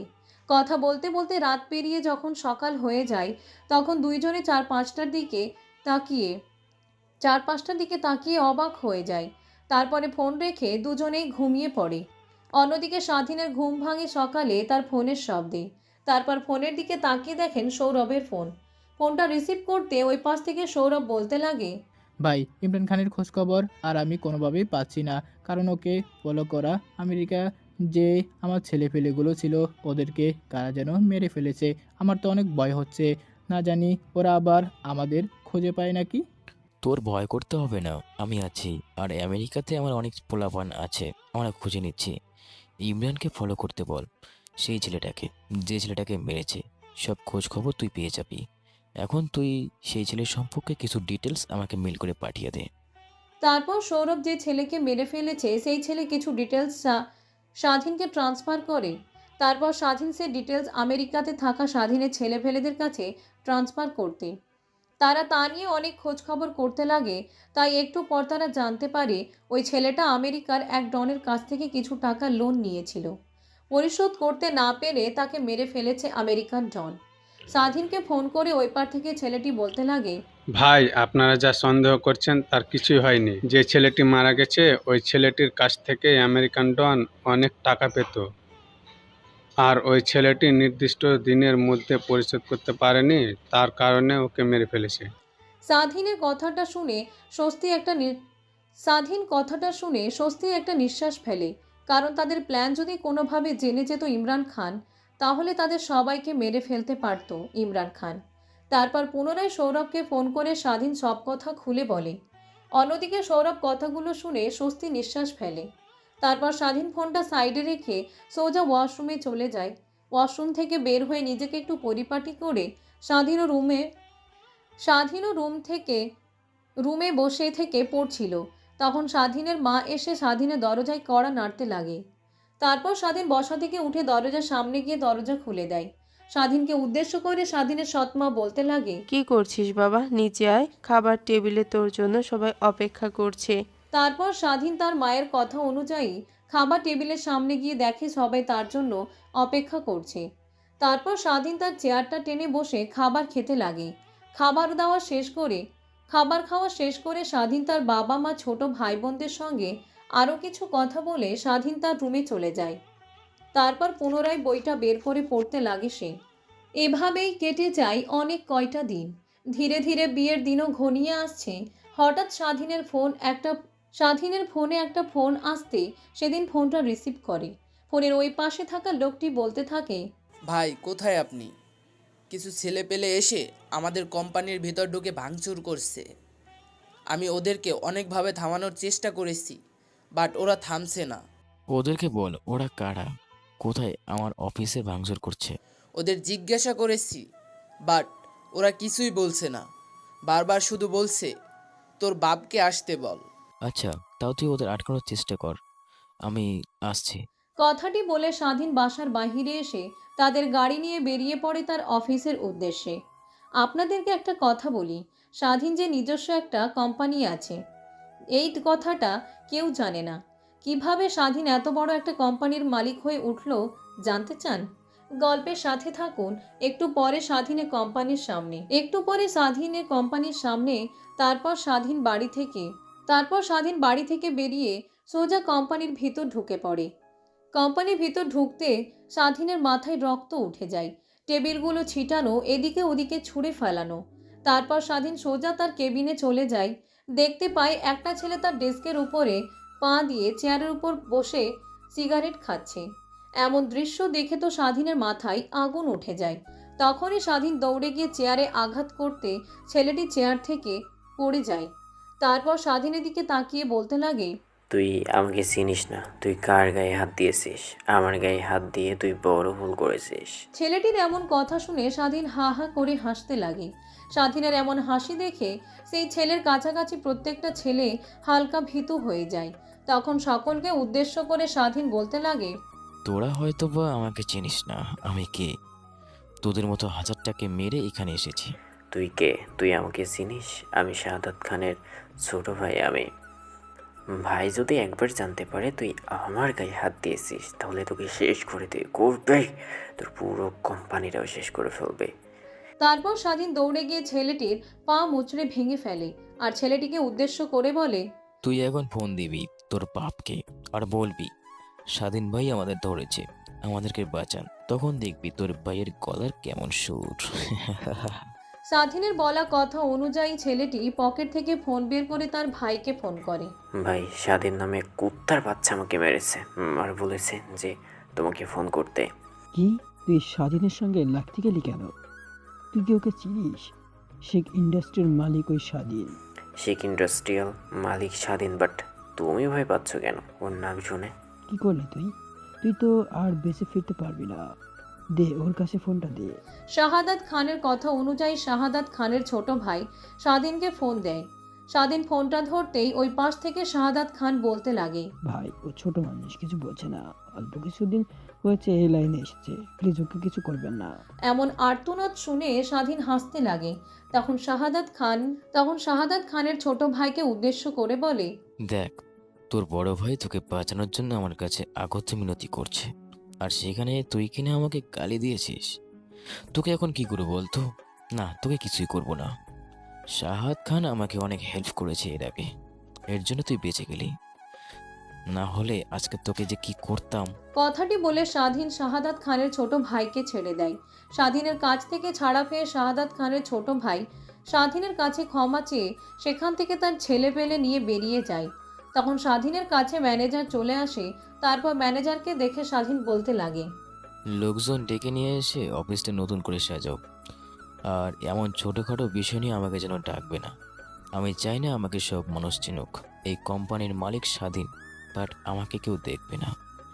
এরপর থেকে গ্যাংকিং বা যে কোনো মুরগি সালাম দিতে বললে। আর হ্যাঁ, আগামীকাল একটা কোম্পানি আসবে আমাদের কাছে ওদের ডিলটা নেওয়ার জন্য। কোনো কিছু না দেখে ডিলটা কনফার্ম করে নেবে। ওকে বস, আপনাকে এই সব সকল বিষয় নিয়ে হবে না। তারপর স্বাধীন কোম্পানি থেকে বেরিয়ে গাড়িটা নিয়ে পুনরায় পাশে উদ্দেশ্যে রওনা হয়। গাড়ি চলছে তার আপন গতিতে। স্বাধীন বাহিরের দিকে তাকিয়ে খোলাযুক্ত ব্যস্ত শহরটা দেখছে আর ভাবছে কিভাবে সে এত দূরে আসলো।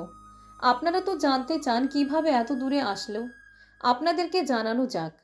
স্বাধীনের মা স্বাধীনের জন্য অনেক আগে থেকে ব্যাংকে টাকা জমাতো। এক পর্যায়ে টাকা জমাতে জমাতে ব্যাংকে প্রায় 50 কোটি টাকার মতো হয়ে যায়।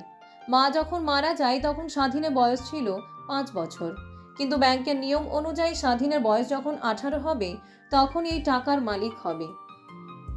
এতদিন এই টাকাগুলো ব্যাংকে থাকবে, বছর শেষে এই টাকাগুলো থেকে যা ইন্টারেস্ট হয় তা ওই টাকার সঙ্গে যোগ হবে। এভাবে লাগে টাকার পরিমাণ অনেক বেশি হতে লাগে। স্বাধীনের বয়স যখন 18 বছর হয় তখন ব্যাংকে এসে স্বাধীনকে সব কথা, তখন ব্যাংকে প্রায় 100 কোটি টাকার উপরে জমা হয়। স্বাধীন এতগুলো টাকা কি করবে বুঝতে না পেরে ব্যাংকে রেখে দেয়। হঠাৎ একদিন বাজার করে বাসায় ফেরার সময় রাস্তা দিয়ে হেঁটে আসছিল, তখন পাশে একটা বড় কোম্পানির বিক্রয়ের বিজ্ঞপ্তি দেখতে পায়।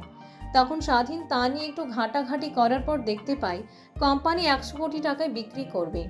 তার স্বাধীন তখন সেই কোম্পানিটা 100 কোটি টাকায় কিনে নিয়ে ধীরে ধীরে সেই কোম্পানি থেকে এত বড় কোম্পানি করে তোলে। কিন্তু কেউ জানে না যে এত বড় কোম্পানির মালিকটা আসলে কে। স্বাধীনের সব কাজ শুধু তার ম্যানেজারই করে। স্বাধীন মাঝে মাঝে এসে কোম্পানি থেকে সব হিসাব কানুন দেখে। আপনাদেরকে নায়কের সফলতার কাহিনী বলতে বলতে নায়ক বাসায় এসে গাড়ি ব্রেক করে। তারপর স্বাধীন গাড়ি থেকে বের হয়ে সোজা তার রুমে চলে যায়। রুমে গিয়ে ফ্রেশ হয়ে বসার রুমে এসে স্বাধীন বসে টিভি দেখছিল। তখনই পেছন থেকে তার বোন এসে বলতে লাগে, চলো ভাইয়া, মার্কেটে যাব। ভাবি তার ফ্যামিলি আসবে, আমরা 2 ফ্যামিলি মিলে একসঙ্গে মার্কেট করব। বিয়ের তো আর অল্প কিছুদিন বাকি রয়েছে। তারপর স্বাধীন যেতে চায় না, কিন্তু সবার জোরাজুরিতে স্বাধীন রাজি হয়। তারপর গাড়ি নিয়ে তারা বের হয় মার্কেটের উদ্দেশ্যে। মার্কেটে দেখতে পাই সেখানে আগে থেকে শারমিন, পপি আর ওদের পরিবার দাঁড়িয়ে আছে। তারপর সবাই একত্রে মার্কেটের ভিতরে ঢুকে মার্কেট করতে লাগে। যে যার মতো মার্কেট করছে তখন পপি একটা লাল রঙের লেহেঙ্গা স্বাধীনের কাছে এনে বলতে লাগে, দেখেন তো, এটা আমাকে ভালো মানাবে না? স্বাধীন ফোন চাপছিল। হঠাৎ পপির এমন কথা তার ঘোর ভাঙে। পিছনের দিকে তাকিয়ে পপির হাতে থাকা লেহেঙ্গা দেখে স্বাধীন বলে, অনেক সুন্দর, আপনার সঙ্গে অনেক ভালো মানাবে। সত্যি তো নাকি মন রাখার জন্য বলছেন? না, আসলে আপনাকে এই পোশাকে অনেক ভালো লাগছে। পপি আর কোনো কথা বলে না, সেখান থেকে চলে যায়। একে করে সবাই যে যার মনের মতো শপিং করছে। অন্যদিকে স্বাধীন একটা চেয়ারে বসে চুপচাপ মোবাইল চাপছে। স্বাধীনের বাবা তার কাছে এসে বলতে লাগে, কি রে বাবা, তুই কিছু কিনবি না? স্বাধীন মোবাইলের দিক থেকে চোখ সরিয়ে তার বাবার দিকে তাকিয়ে বলতে লাগে, না বাবা, আমার তেমন কোনো পছন্দ নেই। তোমরা কিনে যাওয়ার সময় আমি কিছু একটা কিনে নেব। আমি পছন্দ করি রে। স্বাধীন মাথা দিয়ে হা বোঝায়। তারপর স্বাধীনের বাবা এক এক করে স্বাধীনের জন্য অনেকগুলো পাঞ্জাবি পায়জামা দেখতে লাগে। হঠাৎ একটা পাঞ্জাবি পায়জামা দেখে অনেক ভালো লাগে, স্বাধীনের কাছে নিয়ে এসে বলতে লাগে, দেখ তো বাবা, এই পাঞ্জাবি পায়জামা কেমন? স্বাধীন পাঞ্জাবি আর পায়জামার দিকে তাকিয়ে অবাক হয়ে যায়, কারণ এইটা বিয়ের পাঞ্জাবি পায়জামা। কিন্তু স্বাধীনকে এমন পাঞ্জাবি পায়জামা পছন্দ করতে বলছে কেন? অর্ধেক ভরা কণ্ঠ নিয়ে স্বাধীন তার বাবাকে উদ্দেশ্য করে বলে, বাবা, এগুলো তো যারা বিয়ে করতে চায়, অর্থাৎ বর পড়ে, তো আমি তো বড় ভাই, এমন পাঞ্জাবি না পরলেও চলবে। আমার অনেক ভালো লেগেছে, তোর জন্য এই দুইটা নিয়ে নিলাম। স্বাধীনকে আর কোনো কথা বলতে না দিয়ে দোকানদারকে দুইটা পাঞ্জাবি পায়জামা প্যাকেট করতে বলে। তারপর স্বাধীনের বাবা স্বাধীনের জন্য একটা শেরওয়ানি অনেক পছন্দ করে দেয়। এক এক করে স্বাধীনের বাবা স্বাধীনের জন্য অনেক কিছু কেনাকাটা করে, বাট স্বাধীন সেদিকে কোনো ভ্রুক্ষেপ জানায় না। সকলের কেনাকাটা করতে করতে দুপুর পেরিয়ে বিকেল হয়ে যায়। স্বাধীন এক জায়গায় বসে থাকতে থাকতে বোরিং হয়ে যায়। দোকানের বাইরে হাওয়াটা ঘুরে দেখতে লাগে স্বাধীন। হঠাৎ নজর যায় পাশে দোকানের দিকে, দেখে পপি একটা লেহেঙ্গা পরে দেখছে। স্বাধীন তো অপলক দৃষ্টিতে পপির দিকে তাকিয়ে আছে। হঠাৎ একটা বাচ্চার ডাকে স্বাধীনের ঘোর ভেঙে যায়। তারপর সেখানেও না থেকে পুনরায় সেই চেয়ারে গিয়ে বসে তাদের কেনাকাটা দেখতে লাগে। সবার কেনাকাটা শেষ হলে রেস্টুরেন্টে যাই খাওয়ার জন্য। তারপর সবাই একত্রে খাওয়া দাওয়া শেষ করে যে যার বাসায় চলে যায়। এইভাবে দেখতে দেখতে বিয়ের দিন এগিয়ে আসে। বিয়ের দিন পুরো বাড়িটা জাঁকজমকভাবে সাজানো হয়। এদিকে অনেক আত্মীয় স্বজনকে বিয়েতে ইনভাইট করা হয়। এক এক করে সবাই আসতে লাগে। তারপর সবাই খোঁজ হতে লাগে বিয়েতে যাওয়ার জন্য। স্বাধীন তার রুমে বসেছিল। একটু পর তার বাবা স্বাধীনের জন্য কিনে রাখা শেরওয়ানি নিয়ে এসে স্বাধীনকে পরতে বলে। তখন স্বাধীন তার বাবাকে উদ্দেশ্য করে বলে, বাবা, এটা তো বিয়ের শেরওয়ানি, আমি পরবো কেন? তোদের দুই ভাইকে একসঙ্গে বিয়ে দিব, এটাই বলেছিলাম না? হ্যাঁ বলছি, বাট কিভাবে সম্ভব? বিয়ে দিতে না পারে, বাট দুই ভাইকে বর সাজা একসাথে দেখলে তো ভালোই লাগবে। এর জন্য আগে তোকে বললাম শেরওয়ানিটা পরতে। স্বাধীন তার বাবার কথার খেলাপ না করে পড়ে নেয়। তারপর একটা গাড়িতে সামিয়া, স্বাধীন, মুস্তাফিজুর আর তাদের মা বাবা, আর অন্য গাড়িগুলোতে তাদের আত্মীয় স্বজনরা। গাড়ি চলছে তার আপন গতিতে। একটু পর এসে বিয়ে বাড়িতে গাড়িটা ব্রেক করে। তারপর সবাই আসে বরকে দেখার জন্য। সেখানকার কিছু রিচুয়াল মেনটেন করে জামাই যেখানে বসবে সেখানে এসে তারা দুই ভাই বসে পড়ে। স্বাধীন অনেকের মুখ থেকে শুনতে পারছে যে দুই বোনকে দুই ভাইয়ের সঙ্গে অনেক ভালো মানাবে, এমন কথা। আর স্বাধীন আগামাথা কিছুই বুঝে পায় না। দেখতে দেখতে বিয়ের লগ্ন ঘনিয়ে আসছে। তারপর কাজী সাহেব এসে এক এক করে বিয়ে পড়াতে লাগে।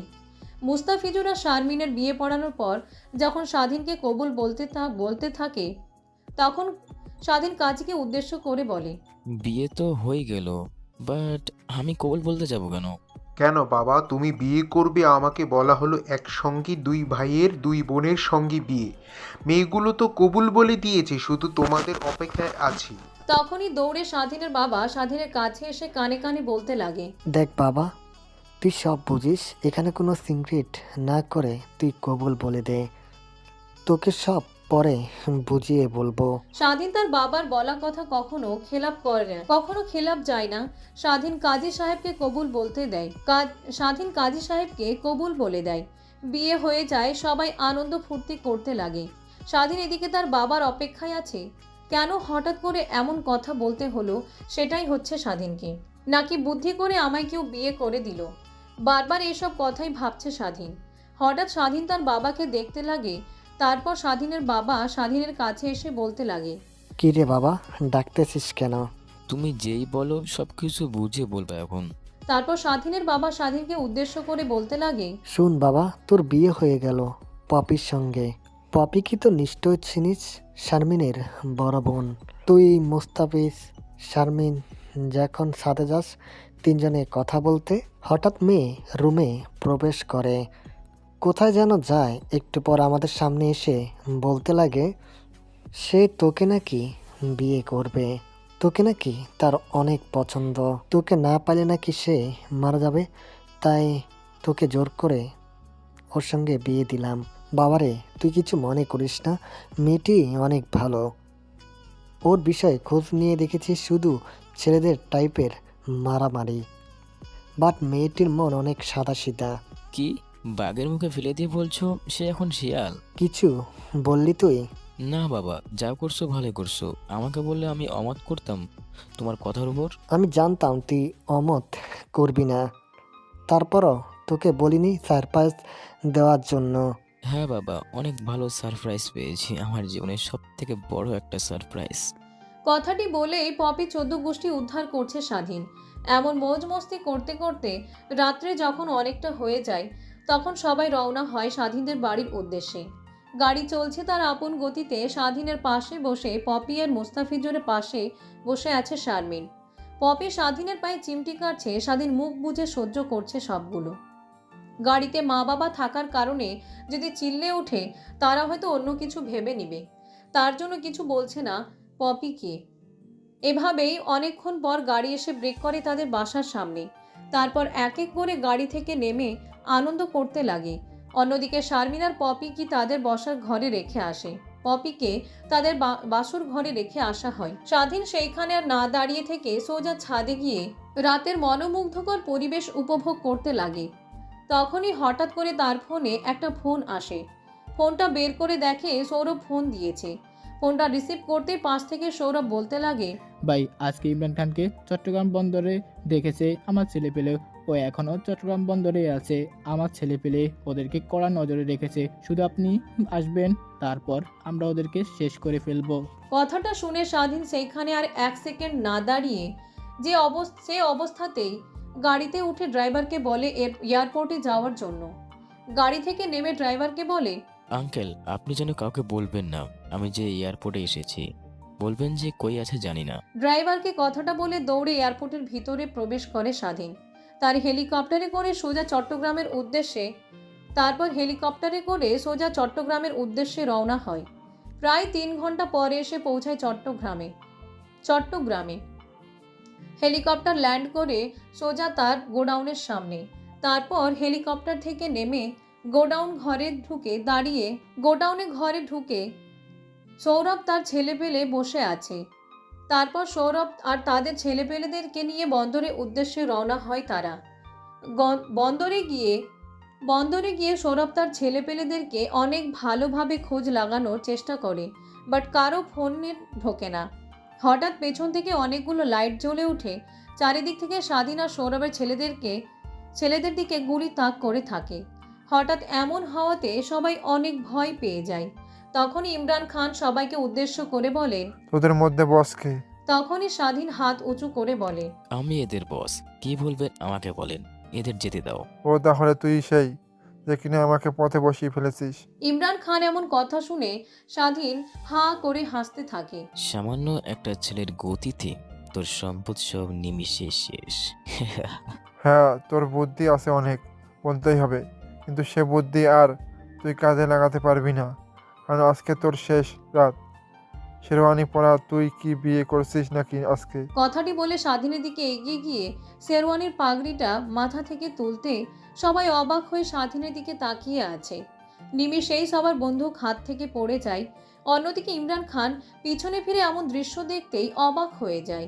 তার ছেলেপেলেদেরকে উদ্দেশ্য করে বলে, কিরে তোরা এমন করছিস কেন? তোদের ভয় নাই আমি আছি?